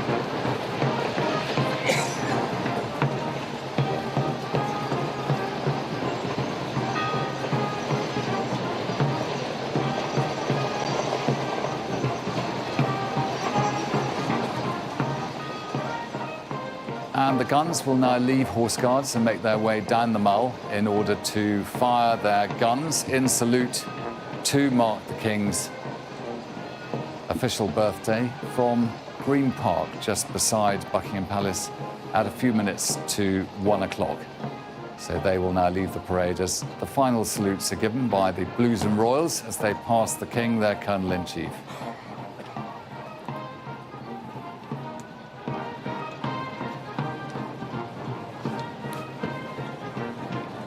And the Princess of Wales still watching as they witness the last parts of this parade when the household cavalry return to their position, ready to escort the King home.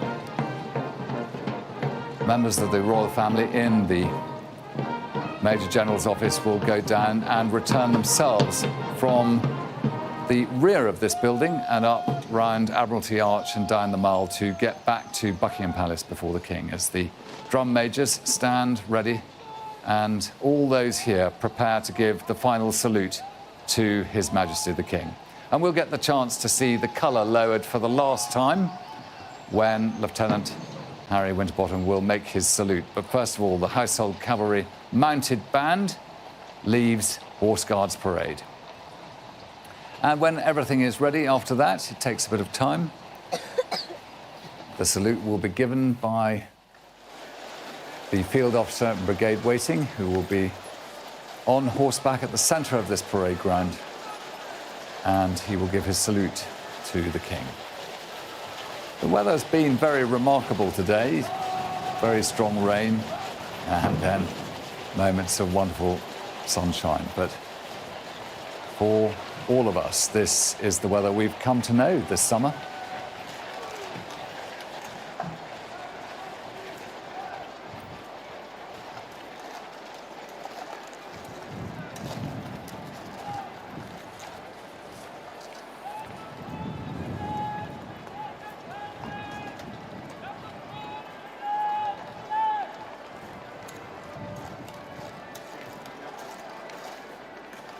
Household Cavalry coming into position in order to make their salute to the King.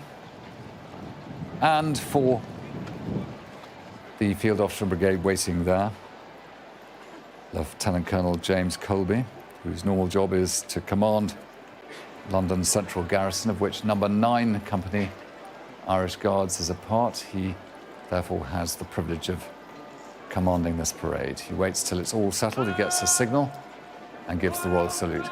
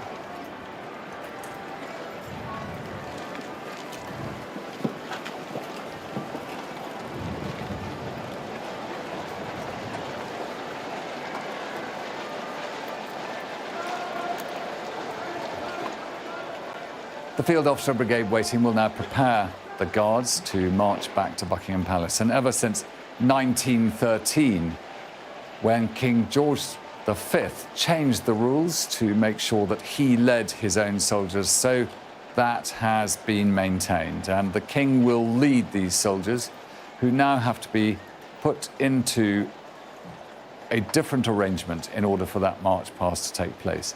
Once that process is done, the Colonel will go forward to the King and give a salute and ask the King's permission to return his guards to their duties.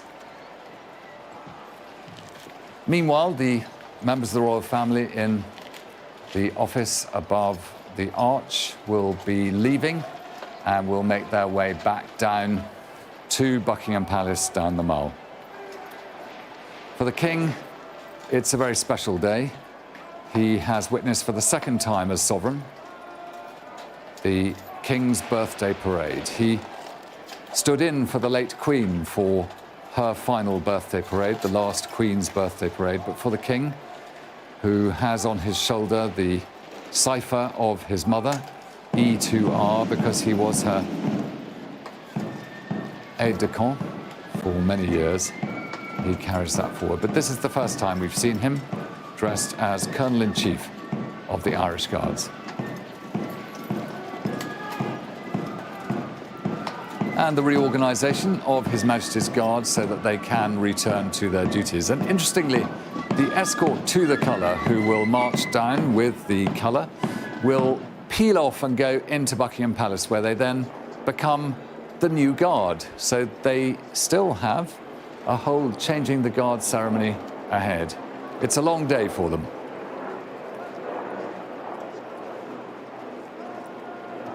And the drum majors who have led today so well the music of all different parts of the parade where the foot guards are involved. And a very special day for the central drum major, Warrant Officer Second Class Gareth Chambers. As the corps of drums plays again, and the final preparation of the 6 guards ready to march back is put in place.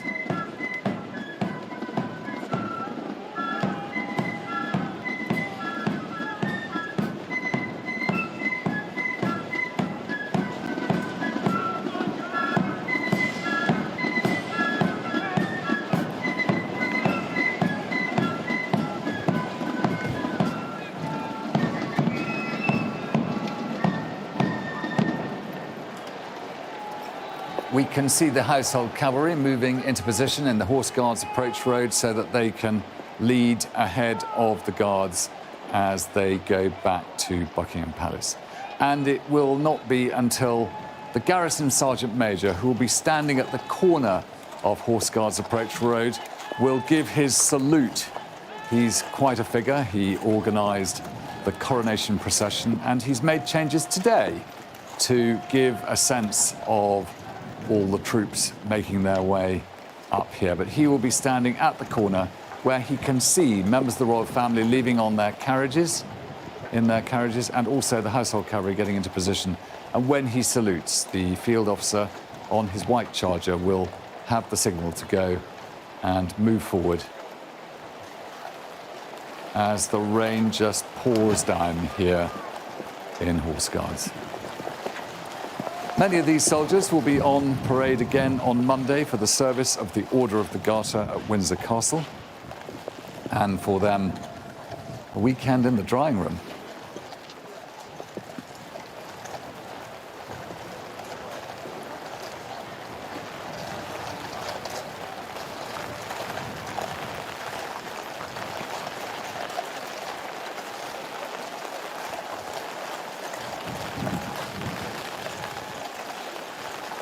When he reaches position, he will salute the King with his sword and say, "Your Majesty, may I have your permission to march your guards off parade, sir?"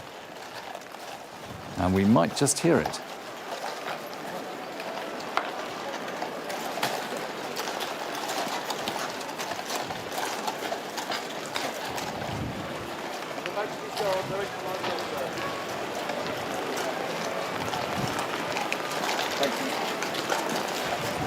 And with the King's salute, he has permission and will now move back to prepare the march off. And meanwhile, the King's carriage will come forward, and the King and the Queen will get into the Scottish State coach.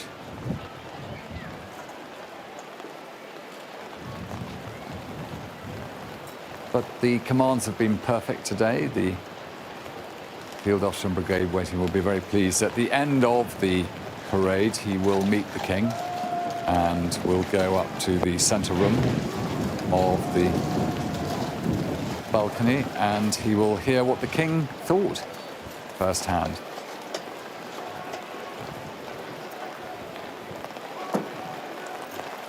The good thing about the Scottish state coach is that it has a glass roof, which means that it's possible for everyone to see the King and Queen inside.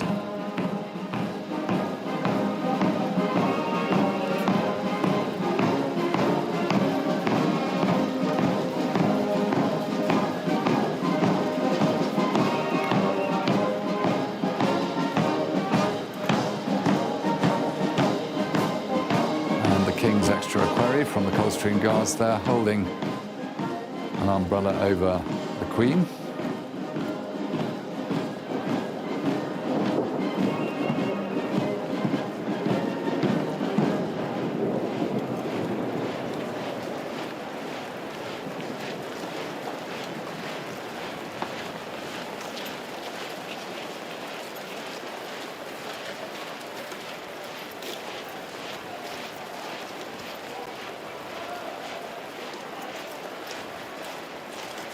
The Crown Equerry will give his signal and the King's carriage will move off.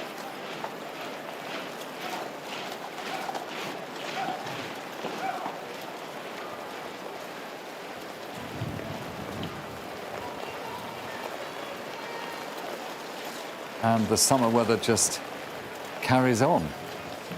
And it's been extraordinarily bad weather this year. And with the coming week of Ascot races from Tuesday and with the Garter service on Monday, but for the King and Queen, this is the key date when the King has received the highest accolade from his guards here on Horse Guards.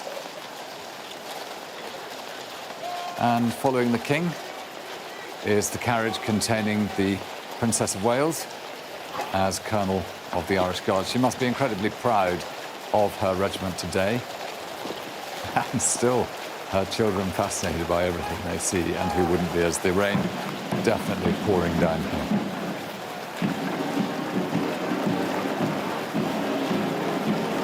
So following the mass band and in the pouring rain, the King and Queen lead their guards from this parade ground, followed by the Princess Royal, the Prince of Wales, and the Duke of Edinburgh, and the other royal colonels in the form of the Princess of Wales. They gradually lead the guards from this very wet parade ground after what turned out to be better weather than was expected for the majority of that parade. But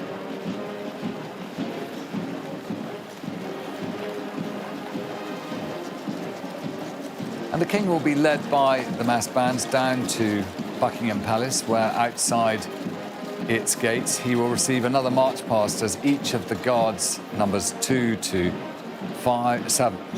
6, will then salute him as they go back to their duties. And then the rank pass from the household cavalry, who have looked after him. And then he will return into the palace while the escort to the colour changes the guard, takes over responsibility for Buckingham Palace and St James's Palace. And the King and the royal family prepare in the centre room, the centre of Buckingham Palace, to appear on the balcony just before 1 o'clock. And at 1 o'clock, if the weather allows it, a fly past from the Royal Air Force.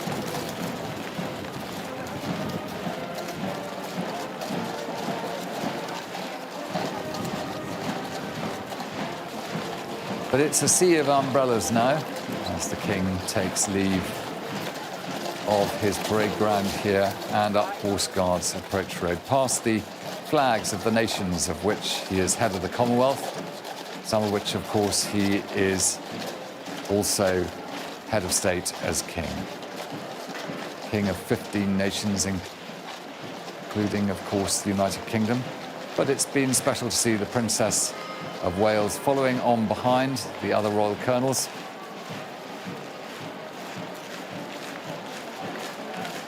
And the drum majors lead us down with the music of the mass bands. And we have the Household Cavalry Mounted Band. Juno and Apollo have probably had enough of the rain and making their way, they know, back to Knightsbridge Barracks, which of course is their home, and every horse loves to be heading home.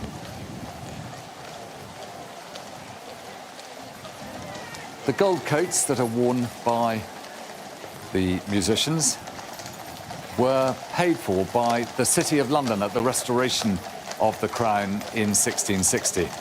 And so they're only ever worn when members of the royal family are present, of course, for the King here, but also for the Lord Mayor of London as a thank you for the fact that London paid for the gold coats, the state coats.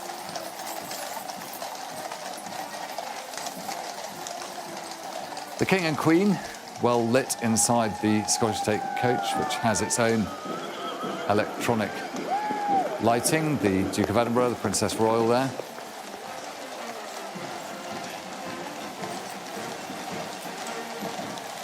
Again, we're on cameras that we don't necessarily control here, so forgive us if the picture's rushed, but we've got a good picture there of the Princess of Wales, and I think we'll probably stay with that until it leaves.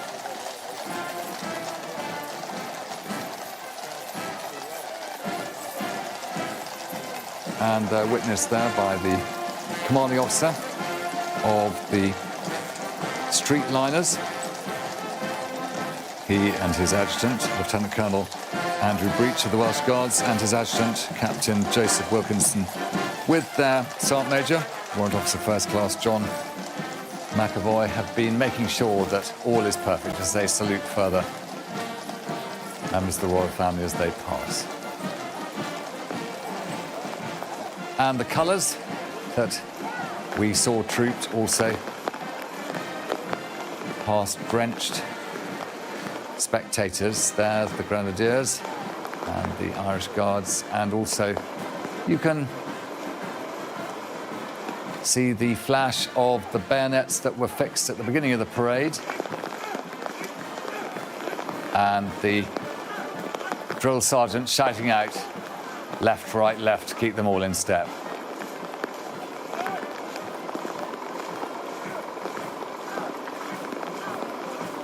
This weather was expected actually earlier on, and it's perhaps good that it came at the end of the parade, not all the way through it.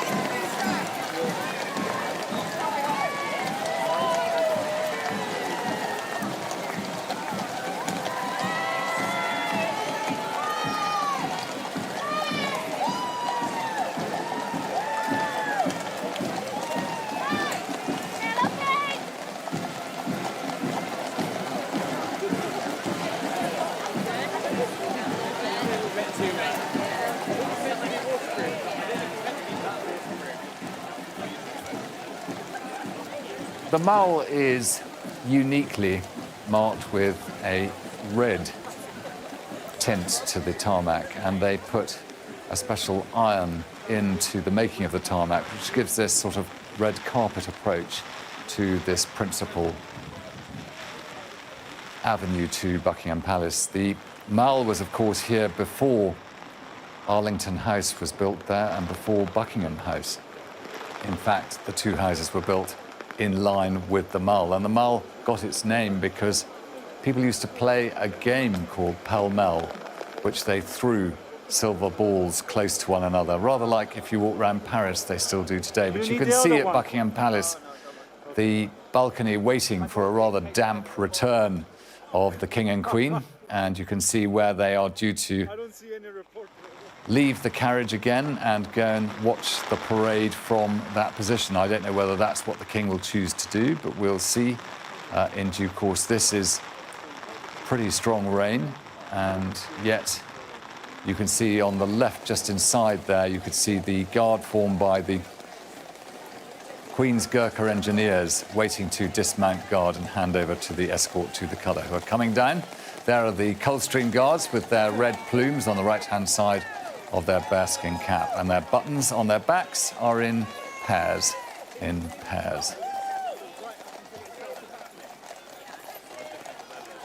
And for the Major General, returning there with his officers, another sense of success.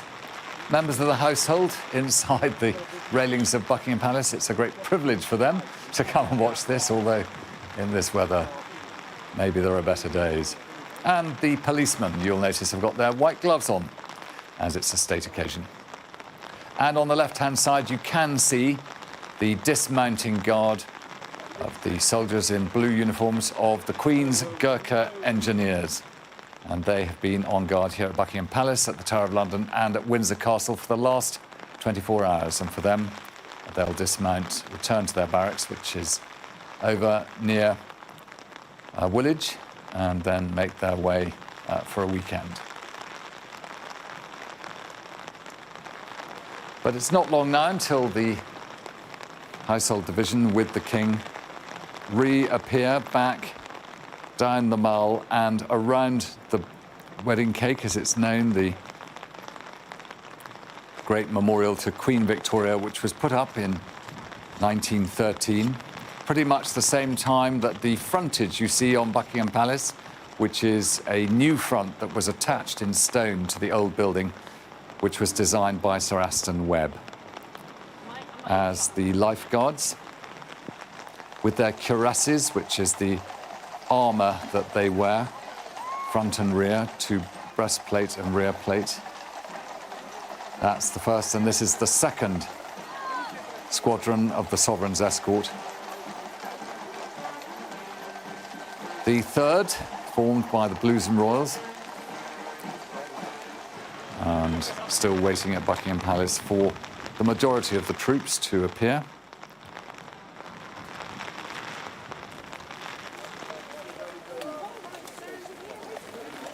And you can tell how the rain sits on the bearskin, and it doesn't actually go in, it just flows down.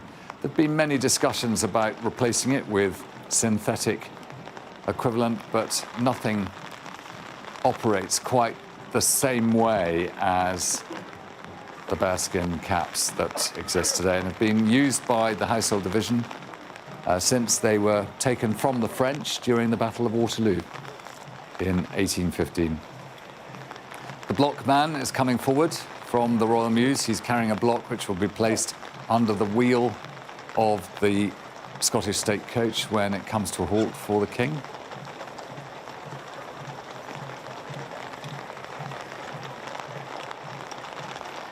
So the two grooms, one with a block, one will take the reins too of the horses of the King's carriage.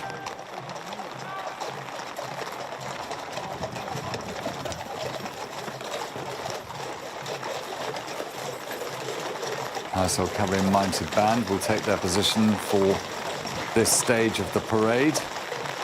And these horses, who have been walking gently back towards Knightsbridge, now know that there's a bit of a delay here. And horses are not always reliable, but these are so beautifully well trained. And it was good to see that horse back on parade, which had been involved in that drama the other day.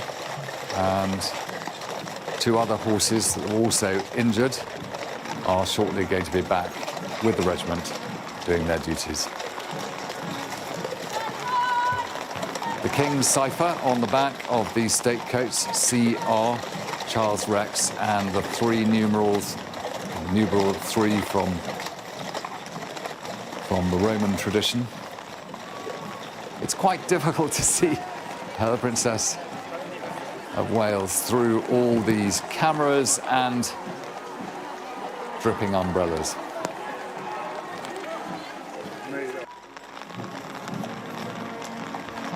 But you can tell the music's getting a bit stronger of the massed bands of the Household Division as they come down, and they'll be leading all the King's Guards and, of course, the King's carriage as well. And they'll bring all of them around the Queen Victoria Memorial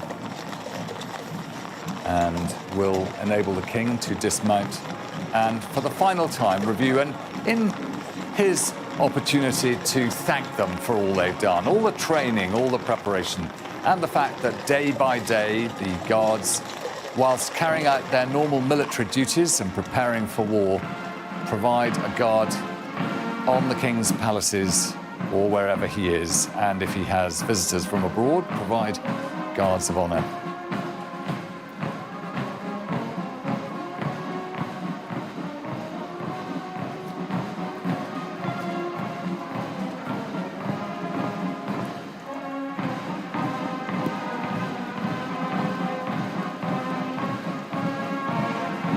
So the Queen's wearing her brooch today as Colonel of the Grenadier Guards, and they're very shortly to arrive at the front of Buckingham Palace.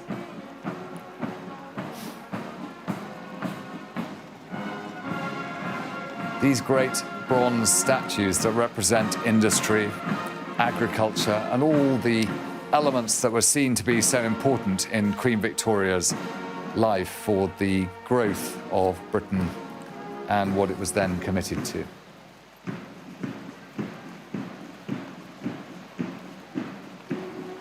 And inevitably, in a car that doesn't have air conditioning, and a carriage certainly doesn't, the windows are fogging up a bit just as they get back to the palace, as the King now is just coming to the front of Buckingham Palace. And a salute there from the Garrison Sergeant Major again, who gives all the signals for this parade.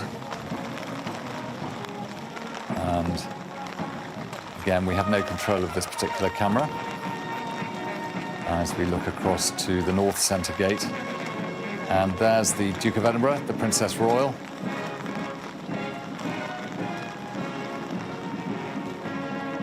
First year for the Duke of Edinburgh as Colonel of Scots Guards. Princess Royal has been Colonel of the Blues and Royals for some years now, and she also takes turns with the Colonel of the Life Guards, General Sir Edward Smith Osborne, to be gold stick to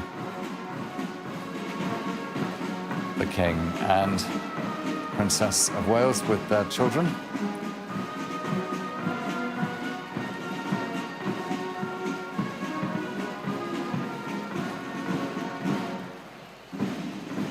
Passing by, and we'll head into Buckingham Palace through the South Centre Gate, probably.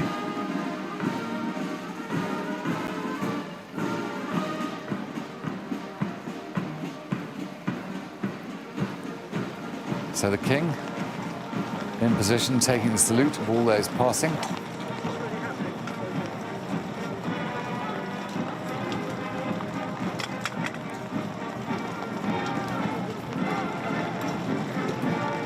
Meanwhile, behind him, the Prince of Wales just taking position.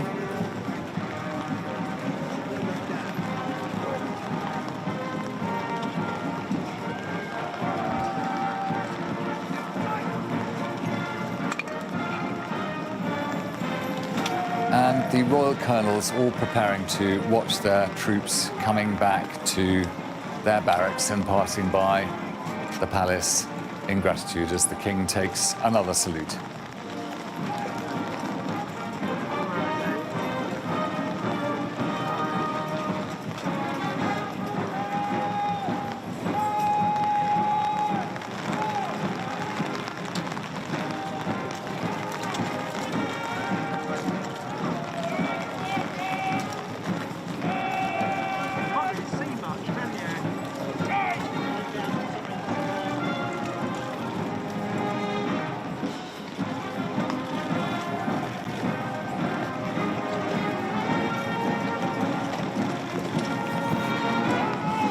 So the King is flanked by the Prince of Wales on the left there, wearing the uniform of Colonel of the Welsh Guards. And just in behind the King has come the Duke of Edinburgh and the Princess Royal, as Colonel of the Scots Guards and of the Blues and Royals. And an eye's right there from the Guards as they pass by and will make their way back to Wellington Barracks, where they started the parade earlier today. And there they will prepare to return in buses to where they serve normally. And normal training will return to them all on Monday as the Major General salutes the King and all the other senior officers of the Household Division who've been playing their part. And the Chief of Staff, Colonel Guy Stane, passing there, who's the brother of our American correspondent, Mark Stane. So for the King, having seen his troops by, he will have another chance to give salutes before he returns into the palace and will shortly then appear at the balcony and see the fly past, if there is one, from the Royal Air Force. But with the weather today, who knows?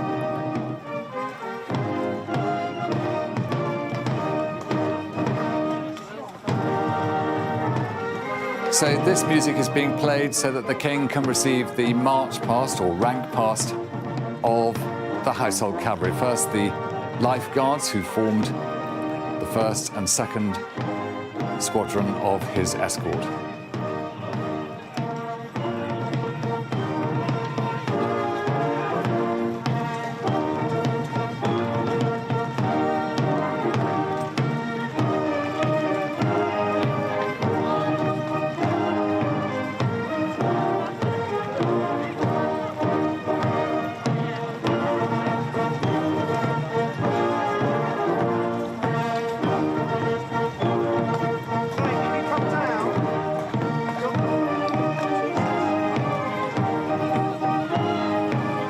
And the guns of the household of the King Street Royal Horse Artillery now moving into the park in order to fire their salute to the King at a few minutes to 1 o'clock today. And watching from the balcony, the Duchess of Edinburgh with her daughter, Lady Louise, the Duke of Kent, who was Colonel of the Scots Guards, the Duke of Gloucester and Admiral Sir Tim Lawrence.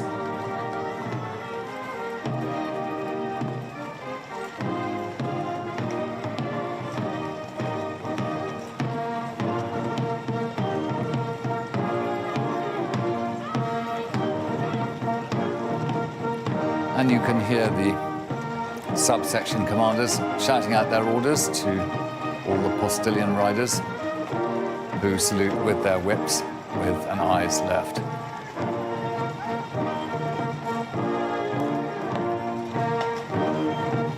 Prince of Wales looking on.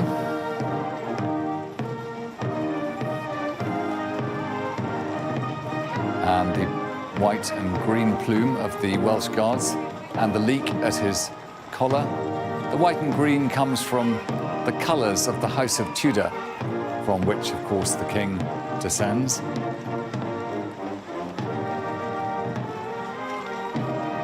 And there is the commander of the parade. We saw the field officer and brigade waiting.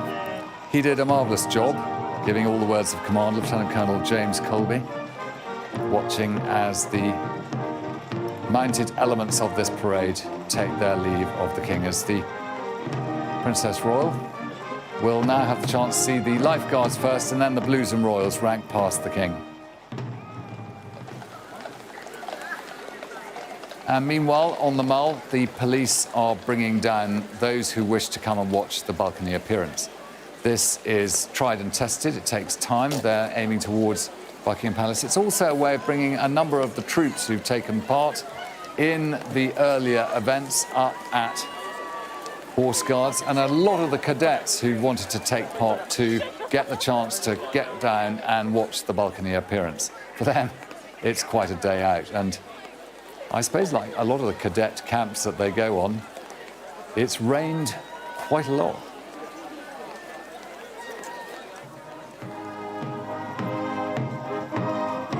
And the Blues and Royals pass by. Their red plumes and dark blue tunics underneath their cuirasses.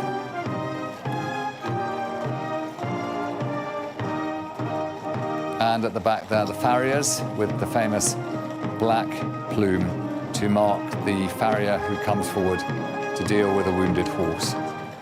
A tradition that we maintain, but of course, horses today are very beautifully looked after by the vets, and that's proved by that wonderful horse returning to duty today.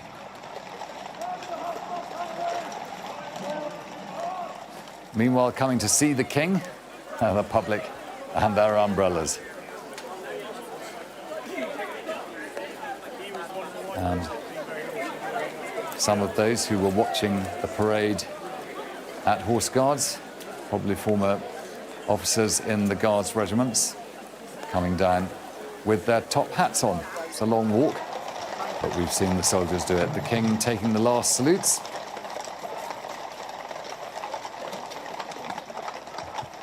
And now he will return to the carriage where the Queen awaits him and go into the state entrance of Buckingham Palace. As the field officer and brigade waiting hears from the King what the King actually thought, that famous white horse we've witnessed. But he will dismount in the quadrangle with all the other mounted officers here and have a chance to talk to all members of the royal family who've been watching this.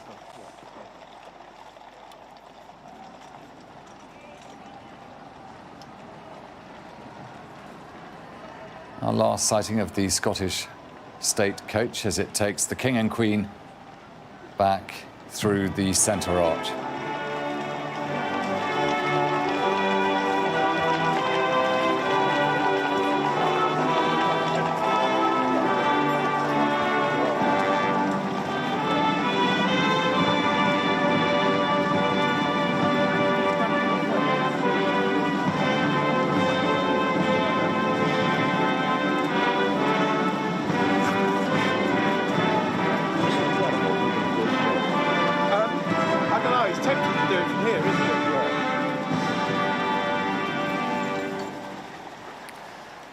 And meanwhile, up on the balcony, members of the royal family will have been witnessing that. They bowed as the King went in. The Duchess of Gloucester has joined them, but they will leave the balcony now, probably to avoid the rain more than anything else.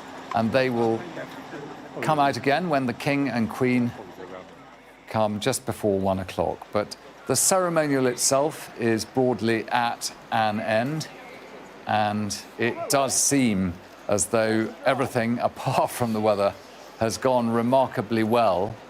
And for those of us who have been witnessing it, it's looked excellent.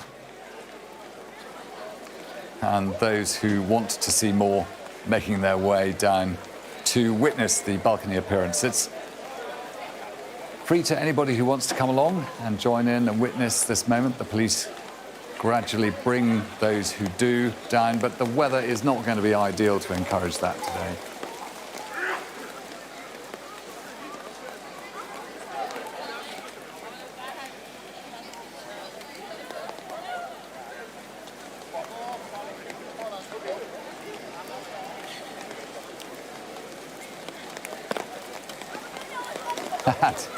Someone's got a chance to put his medal on today and a few photographs. I would imagine a medal from having served in one of the Household Division regiments. Someone forgot to bring his top hat. For the soldiers who've taken part back to barracks and a chance, as I say, to take off those very tight-fitting tunics, the buff belts which they've been doing up with white Meltonian and with doing all the brasses and getting their bearskin sorted out, shaking the bearskin. They've worked so hard for this day, and it's a pity for them that it rained the way it did, but it is to the balcony that I think all eyes will now go for later on today. We've not got long before the King gets back to the state entrance and will make his way up through the corridors from the state entrance, which is at the rear of the quadrangle, here to the front of it. And you can see the light inside the centre room. The centre room spreads to the width of those 3 windows. It has recently been restored. All the electric wiring and everything else has been rearranged, the piping, all organised again, because it was built, this wing, by the architect Bloor for Queen Victoria, who had so many children she needed nursery space. She had 9 children overall, and this was intended, this wing at the front of the palace, to be a place for all her children to be brought up. And the various musicians of the bands making their way, those who could be taking part in playing music to support in a minute the King's appearance, and of course that changing of the guard that the escort to the colour must now take part in. And notice at the top of Buckingham Palace you saw the state standard, which we will return to shortly. 36 feet long royal standard that's flown on state occasions. It is lolloping, really, although the wind has got it, but that's 36 feet of bunting with the 3 lions of England repeated in the 1st and 4th quarter, the lion rampant of Scotland, and also the harp of Ireland. But it is an enormous flag and only flies on state occasions like Trooping the Colour, state visits, state opening of Parliament, or from Windsor it will again for the Garter service in due course.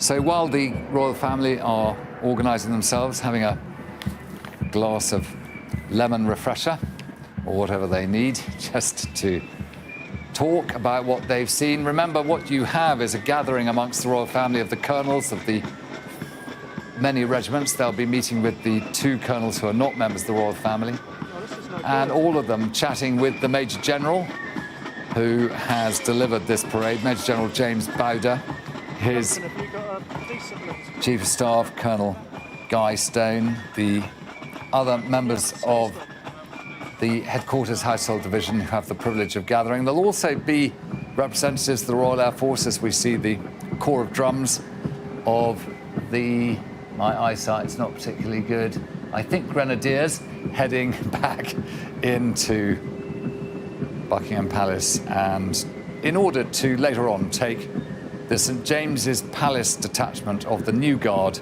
back up to St James's Palace after the guard has been changed. And actually long after we will have stopped watching this ceremonial and the King will have gone for lunch. But the ceremonial does go on here at Windsor, and it'll be another 15 or so minutes before members of the royal family appear at the balcony.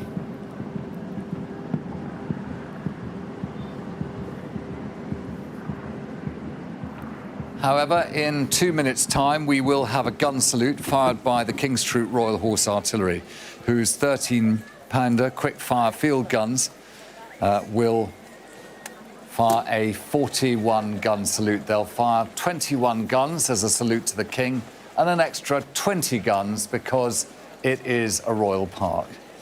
And the guns will start firing over the sound of the pouring rain. But for me, watching this, it's been tremendous. But for anybody who's actually there, it has also been spectacular. And Rhiannon, you watched it. How do you think it went for the King and for the Princess of Wales? Well, Alistair, of course, this is the King's birthday parade, but I think he would have been more than happy to share that stage today with the Princess of Wales. Of course, we were wondering for weeks now whether or not she was going to appear alongside the rest of the family, and then it was yesterday afternoon that Kensington Palace decided to make that announcement that, yes, she would be here for that really important family moment. And I think what's so telling when you look at the pictures that we've seen now plastered all over social media of the princess, she wasn't hiding away when she was in that glass carriage alongside her 3 children. She was looking directly at the photographers, realising that this is a really important moment for her, for us, in terms of giving reassurance about her health. But most importantly, an incredibly important day for her family. As you were talking about earlier, those little children, they were looking everywhere.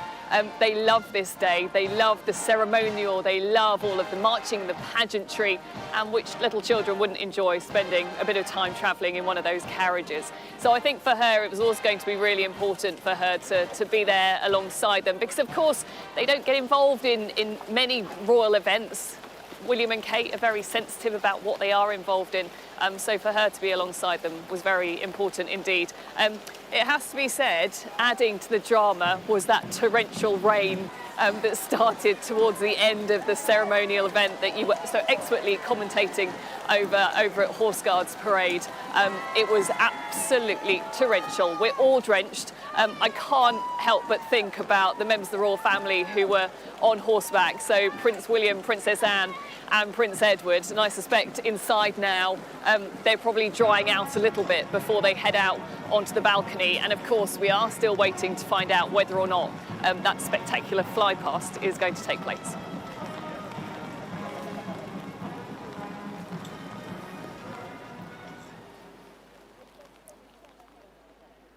And looking down at Buckingham Palace, a tremendous view. We can see into the quadrangle where very recently the King and Queen alighted from their carriage. There's quite a gathering of members of the royal household there.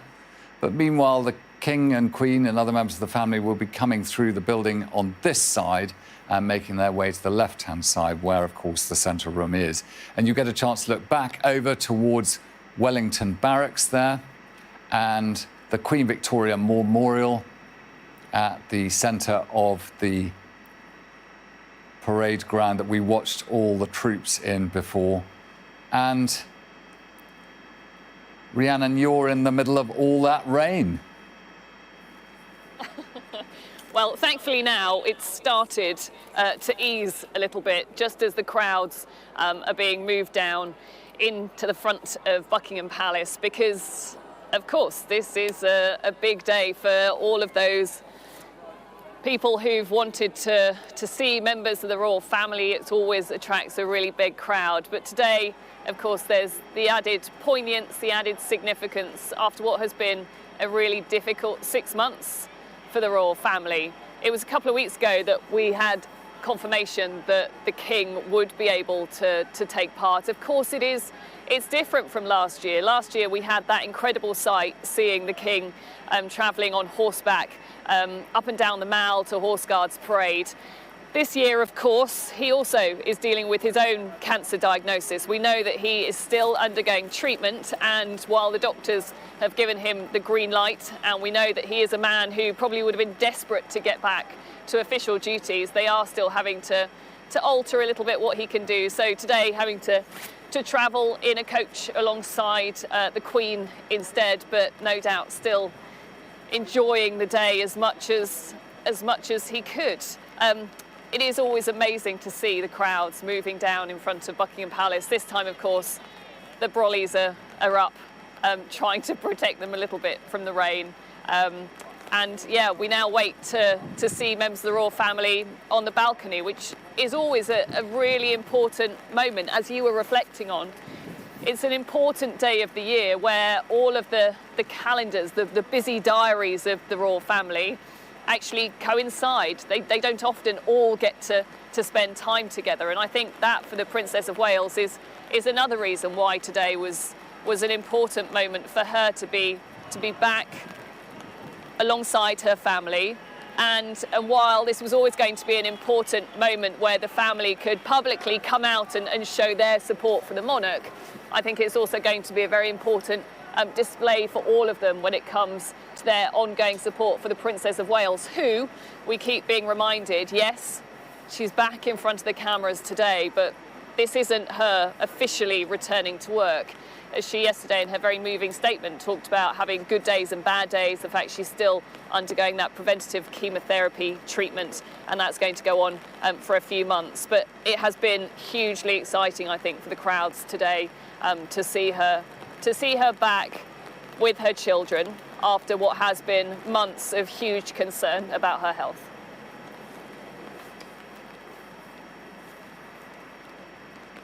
It's very difficult to see Buckingham Palace as the rain comes down off our helicopter, but those who are brave, and I think they really are brave, of the crowd that watched the ceremonial, still coming down the Mall in order to get a glimpse of the King and Queen when the balcony appearance takes place quite soon. And in 2 minutes, the gun salute will begin, and it will probably be quite an impressive sound.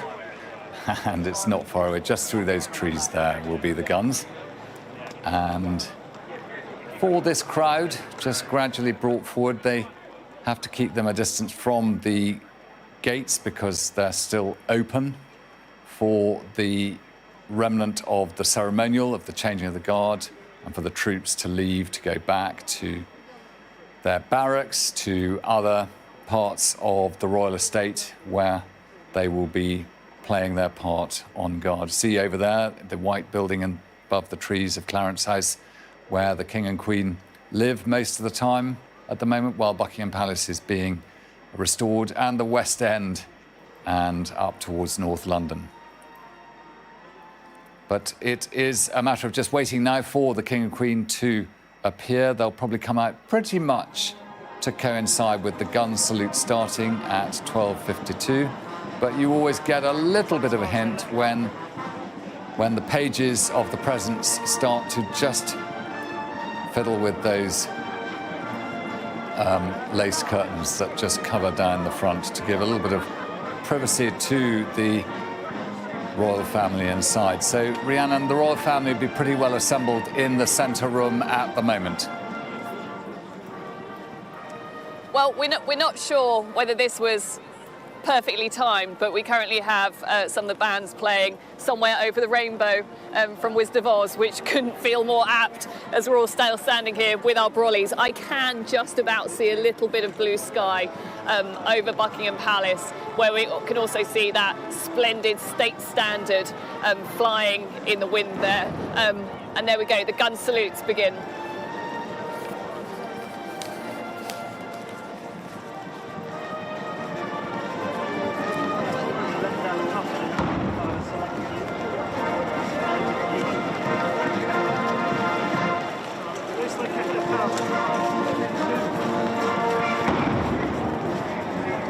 We're just waiting for the balcony doors to open and for the King and Queen to appear at the end of this ceremonial morning and afternoon here in London.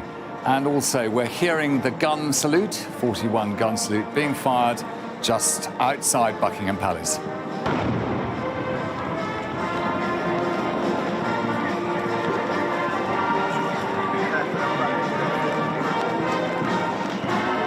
And there are the guns, firing away in salute to the King.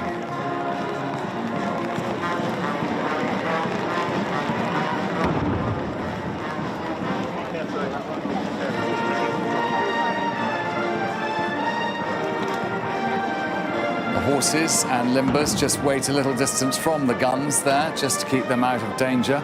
But all we can see is the smoke coming up from where the guns are at the moment firing.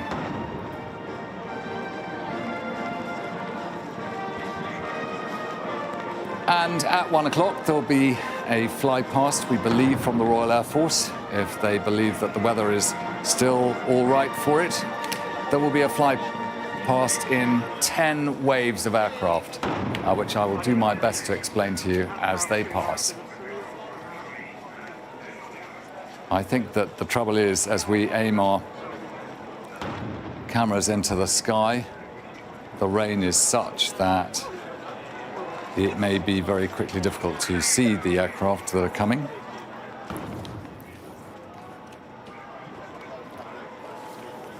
But it will be begun with 3 Chinook helicopters, and they will come over at 1 o'clock. But it's now 5.5 minutes to go. So these aircraft, which have come from all over the south of England, will have been marshalling themselves in order to coordinate not only the time they pass over the King and Queen, but also making sure that according to the speeds they can achieve, they are safely at the right distance. And that takes a lot of planning by the Royal Air Force. And in the centre room at the moment with the King will be a senior officer from the Royal Air Force reporting on exactly what the King is going to see. The King is obviously Marshal of the Royal Air Force, as well as Field Marshal of the Army and an Admiral of the Fleet in the Royal Navy, taking as head of state all the senior ranks. But today he is dressed as Colonel-in-Chief of the Irish Guards.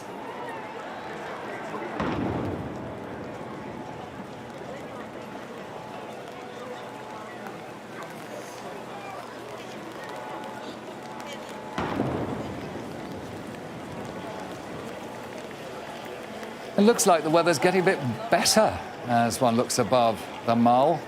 See some distant clouds, not that they wouldn't be bringing more rain, but there must be some blue sky between, and maybe that'll be the timing of this fly past.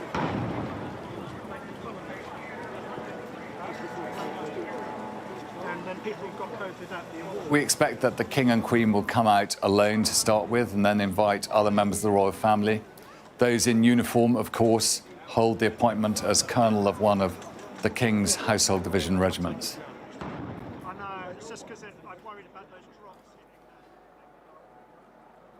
So the helicopters will be the first wave. 3 Chinook helicopters will be first over. They're on their way, but I think they're a good 4 minutes away. We'll just wait and see them more closely the moment that the King comes to the balcony with the Queen. So we know that the King will be joined, obviously, by the Queen, the Prince and Princess of Wales, their children, the Duke and Duchess of Edinburgh, Princess Royal, and Admiral Sir Tim Lawrence, the Duke and Duchess of Gloucester, and the Duke of Kent, who recently stood down as Colonel of Scots Guards. The Scots Guards are so grateful to the Duke of Kent. I served in the Scots Guards, and for many years he has maintained huge loyalty to the regiment, and it's a great honour for the Duke of Edinburgh to take over that job from him. There's nothing like the Chinooks for moving troops at speed on the battlefield in order to gain technical and tactical advantage. And on a number of occasions I've had the opportunity to fly in them. You have to run very hard to get in through the entrance because when the downdraft is coming from those propellers, it can be quite challenging. We can see the lights in the centre room of Buckingham Palace. The first time that balcony was used was by Queen Victoria, who came out with Prince Albert and her children to witness troops returning from the Crimea War.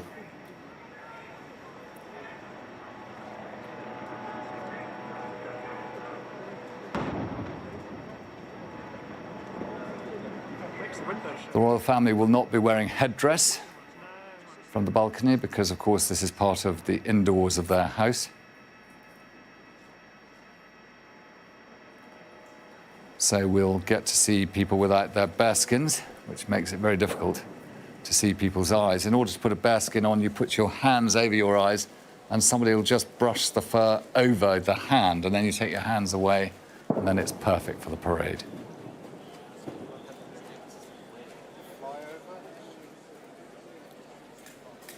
Memories going back to when the King had been crowned and when he appeared here with the Queen in May 2023, then wearing the crowns that they had placed upon their heads in the coronation and the meaning of what they represent. But carrying on a tradition, here he comes, the King and Queen.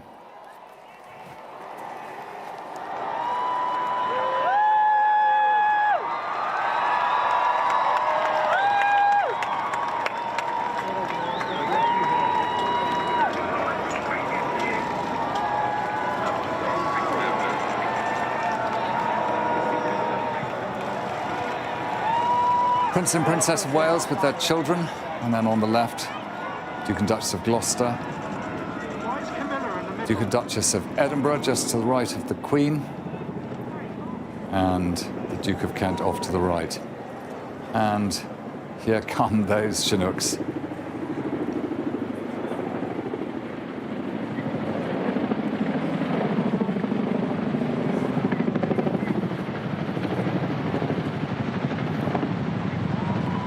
quite difficult for the royal family to see the aircraft until they get quite close because the Queen Victoria Memorial takes out quite a lot of their view.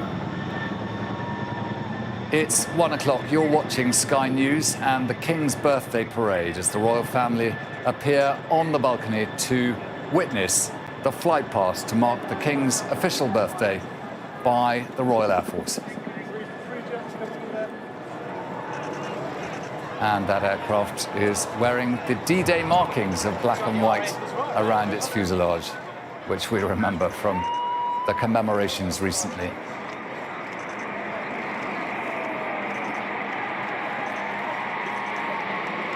There's a great roar as the aircraft fly over.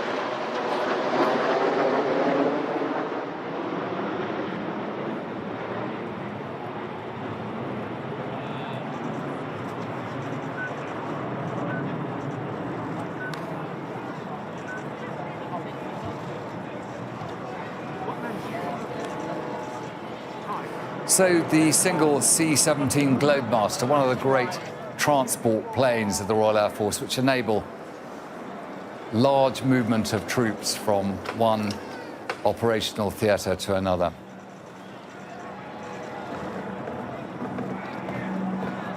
And you see the effect of the rain on the top of the wings there as the wind flies across those wings flying past. We have a tremendous view from our helicopter way above London as each of these elements of the 10-wave fly past get into position. But all the time, the royal family watching and enjoying it.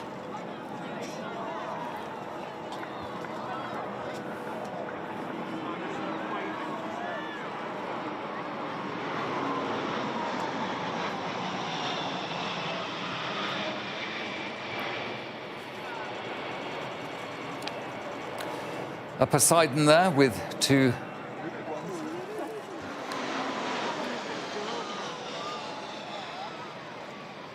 Phenom T1 and two Texans. We'll also see a Voyager and an Atlas, a Poseidon, two Typhoons. And then right at the end, we'll have, of course, the Royal Air Force's Red Arrows.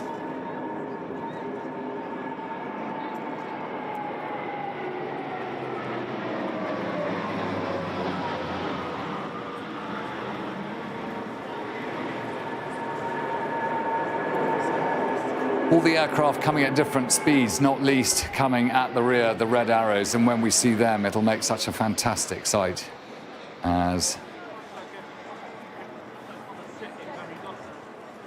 here we have the Poseidon with two Typhoons.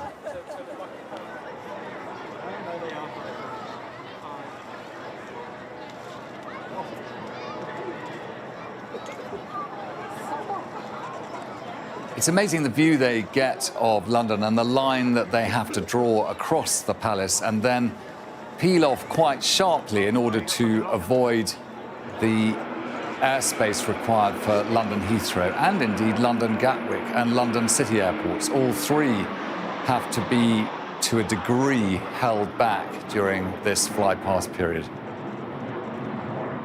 Let's listen.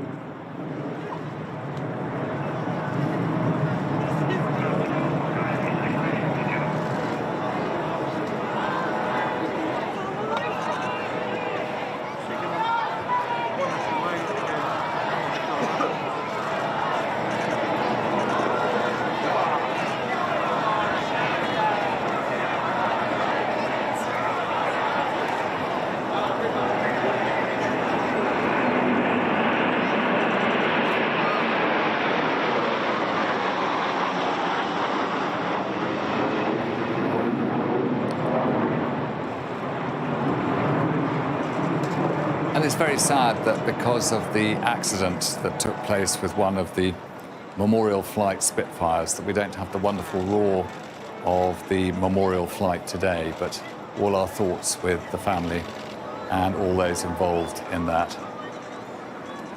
As more aircraft take their place, three Hawks, the Hawk T2,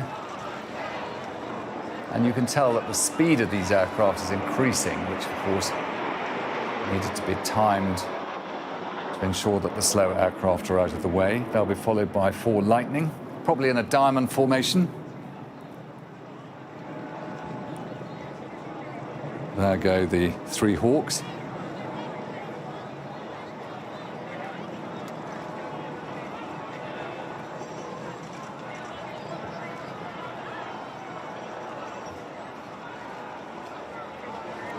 So, chance for the King and the Princess of Wales to talk about what they've seen. And of course, the two of them have kept very much in touch over this period where each of them has been facing the challenges of cancer diagnosis and treatment.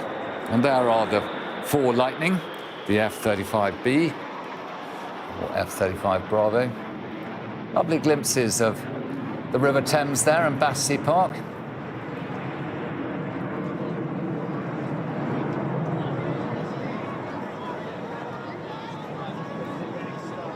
And finally, the Red Arrows.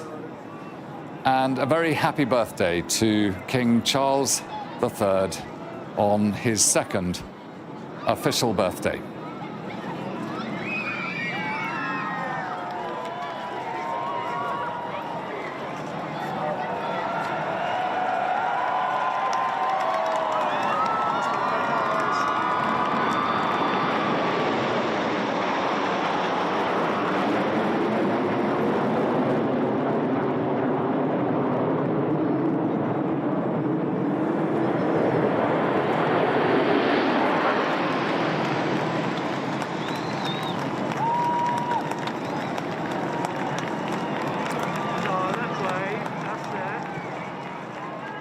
And the Red Arrows turn sharply right to get out of the Heathrow flight path.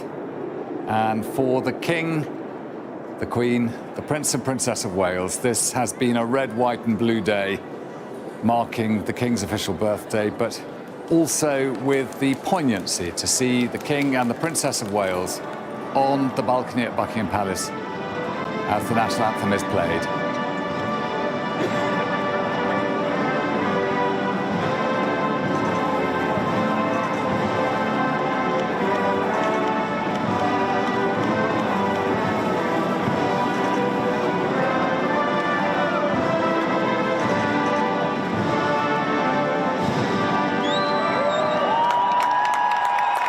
And with a wave, the King will take leave of this extraordinarily wet and yet splendid day of royal ceremonial, a day that has marked another year passing in which, for the King and the Princess of Wales, there have been the additional challenges of cancer and their enduring obstacles going forward. But for the Princess of Wales and the Prince of Wales, much to reflect upon. And Rhiannon, for you, an incredible day to witness.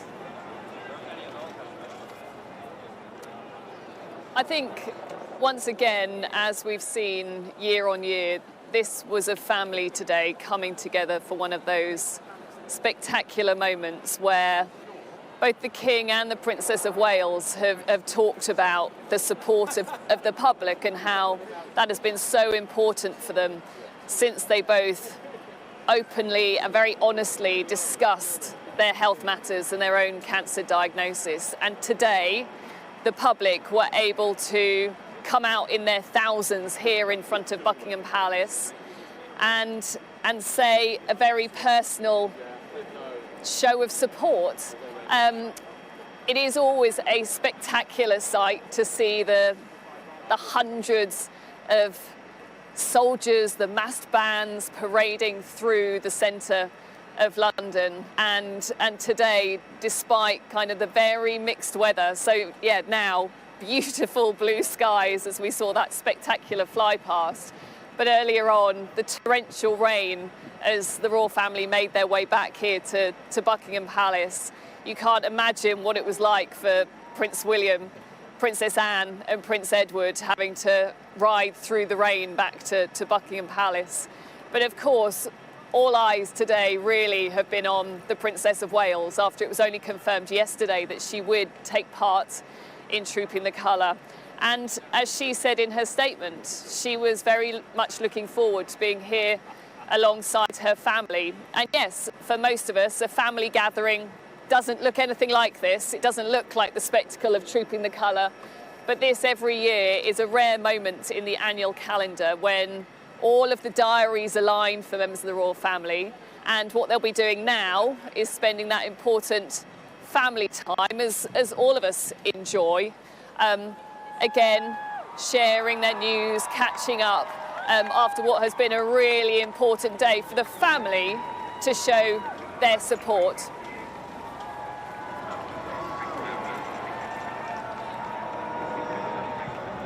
It was a tremendous moment for the King to come out with his family at a challenging time for all of them, and yet a celebration for the King on this official birthday. It does mark the nation's National Day, and for all of those who were involved in the drama of being out in the rain, it has been fascinating to see how they achieved it. All those guardsmen and the troopers of the Household Division and the gunners of the King's Troop Royal Horse Artillery, a tremendous display of military excellence.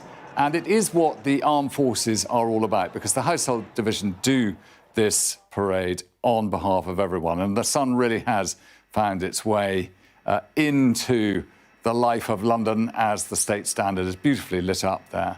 And meanwhile, at the front of the palace, the changing the guard is carrying on between the Queen's Gurkha engineers and the 9th Company of the Irish Guards who've just trooped their colours. So, you know, with crowds in the gardens around and by Wellington Barracks, which is where so many of those troops went to dismount from their duties, this is the end of a wonderful King's Birthday parade here in London.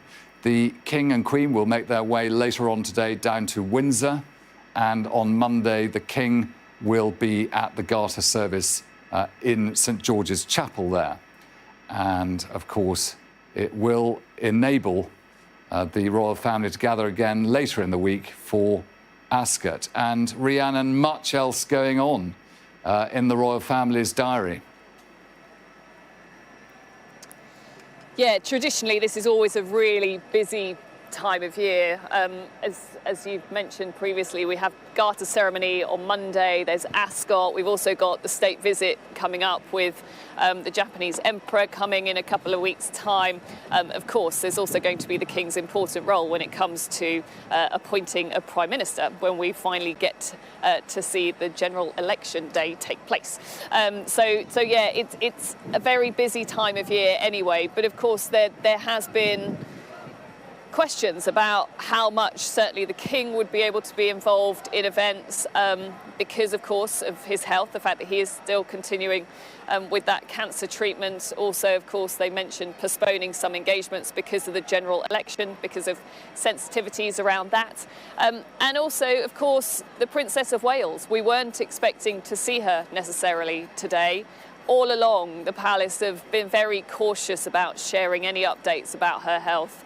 And then yesterday, of course, we had that positive news that she would be able to attend today, that she is starting to do some work behind the scenes, and that she is also hoping to attend some engagements in the coming weeks and months. Of course, actually, as with the King as well, there are still caveats about what both of them are going to be able to do as they still undergo their cancer treatment. I think especially with the Princess of Wales, they have said that she may want to attend engagements, but arrangements may have to change at the last minute. It'll be up to her and the doctors to decide what exactly it's wise for her to do.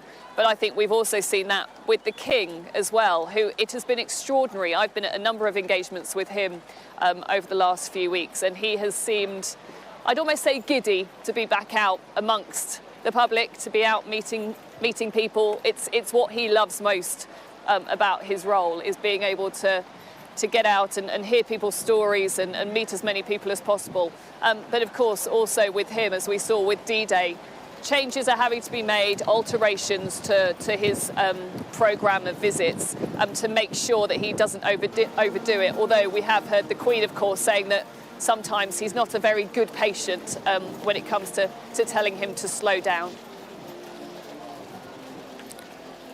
And for the Princess of Wales, she did say in her statement how there are good days and bad. And in a way, the weather has reflected that here at the King's birthday parade.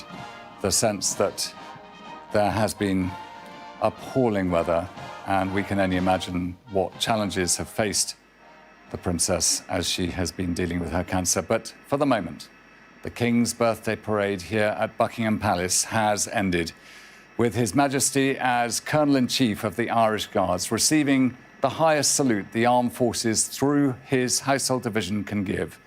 On this day here in June, we have seen the King's birthday parade.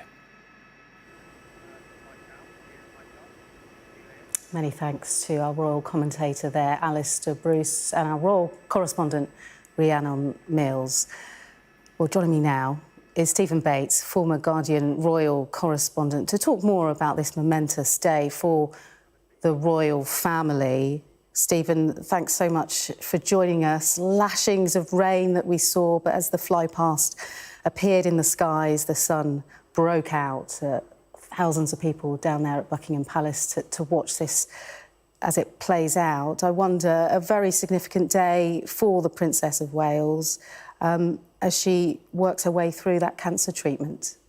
Yes, indeed. It was very welcome that she could appear today. And of course, it was a considerable surprise because until yesterday, it had been thought that she wouldn't be able to come to the Trooping of the Colour.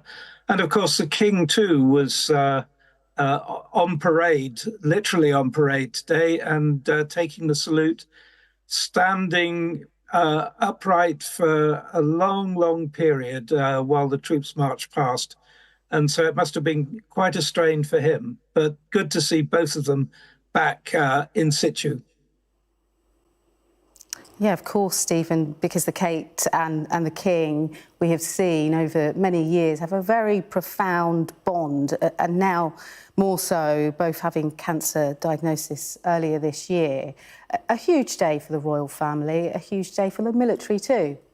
Yes, Trooping the Colour always is. It's the great annual parade, and they certainly did the royals proud today, and you could see in their step a certain pride in how the event played out. And I'm sure they were very thrilled to see both the Colonel of the Irish Guards there, the Princess of Wales, and the King as well in uniform. So, yeah, it was a proud day both for the royals and for the army. And I wonder, Stephen, your thoughts on those touching moments as the world was watching the Princess of Wales from the balcony of Buckingham Palace with Prince Louis explaining to him what was happening, presumably, during the parade, but also moments in the carriage when Princess Catherine was wiping away the steam from the carriages, Princess Charlotte, rather, and Mum. You know, moments that remind the world that this is a family dealing with quite difficult times. Yes, absolutely. And Prince Louis, who always seems to edge into the picture as a little trainee star at the age of 6, jiggling about as the band played Highland Laddie, and also spotting the sash cord on the blinds in the window. I thought for a moment he was going to lower the blind in front of them all, but fortunately persuaded against doing that. Yes, it's good to see all three royal children on parade as well, and with their mother.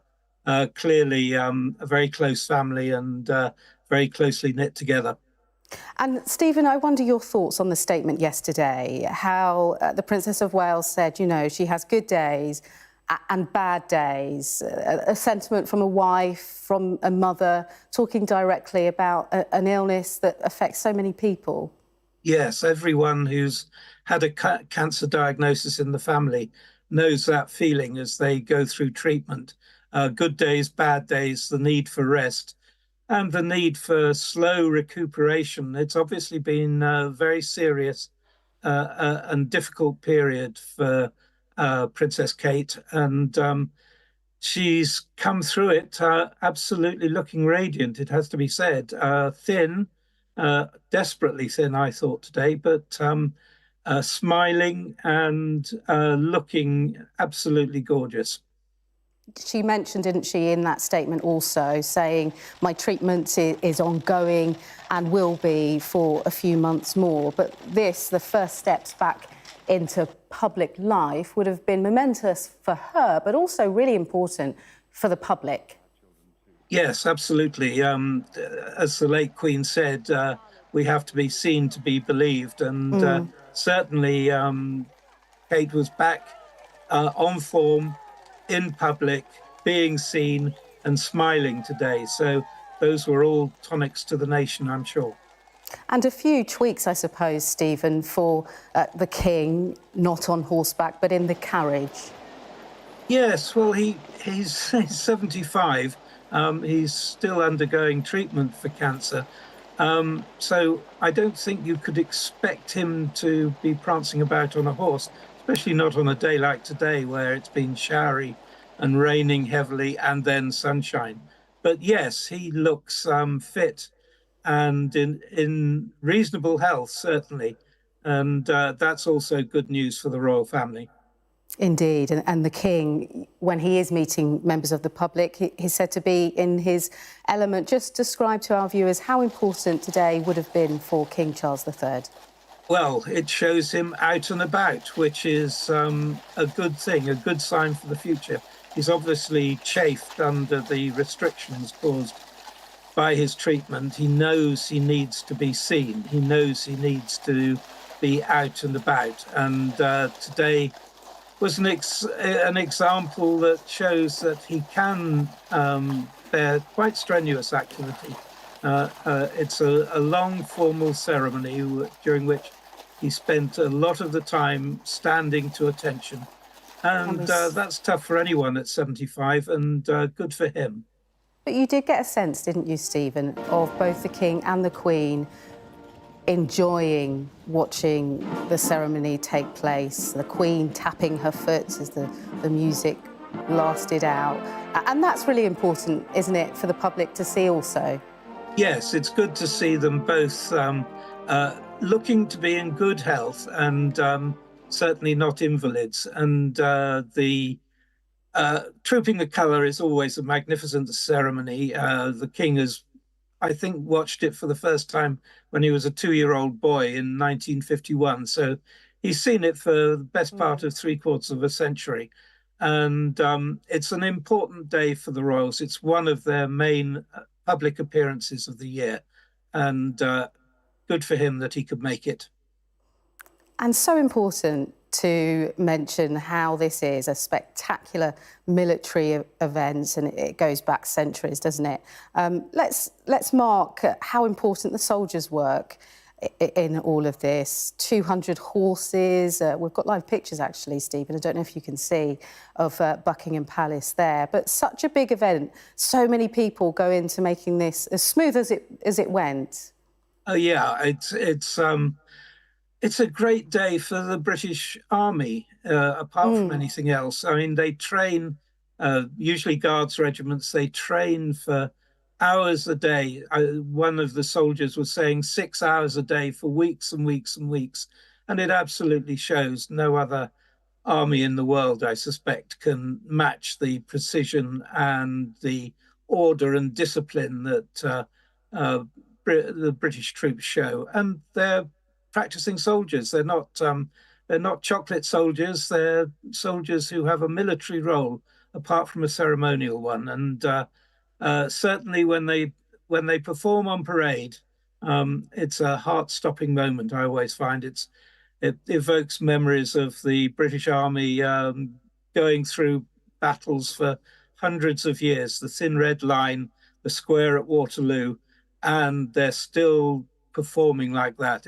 It does make the heart rise. And I wonder then that the fly past for you in the moment we saw The senior royals on the balcony of Buckingham Palace must have pulled on a few heartstrings, Stephen. I'm sure it did, yes, and good to see the fly past going overhead and in sunshine, I believe. And yes, it's one of those scenes of the British summer that is a very welcome one and greeted with much pleasure. And as I see, they're just coming out onto the balcony now, and to see them all there is excellent news. Well, these pictures were earlier on, the pictures as the royal family gathered for that fly past, Stephen. And Catherine there with her family, a great support in her journey through treatment for cancer. She thanked people for their continued understanding, didn't she? And sharing their own stories too. Yes, that's right. She spoke of having received messages and support from all over the world, and I'm sure that's true. People are genuinely moved and were, back in March, extremely worried about her health. And this is by way of a thank you and a consideration from her perspective. And Stephen, just bring viewers up to date with what happens on Monday, because the royal family heading to Windsor for more. Yes, it's going through the summer schedules. There's the Garter procession coming up, which I gather Princess Catherine won't be involved in. And then there's Royal Ascot next week as well, which is always a big occasion for the royal family. Carriage drive down the course and all that. Maybe she'll be able to attend that. Who knows? I bet she'll be there for Wimbledon, though. Stephen Bates, former royal correspondent for The Guardian, thank you so much for your insights on quite a momentous day for the royal family and the public. We'll leave you with these live pictures of Buckingham Palace. The day's other news will be coming up next.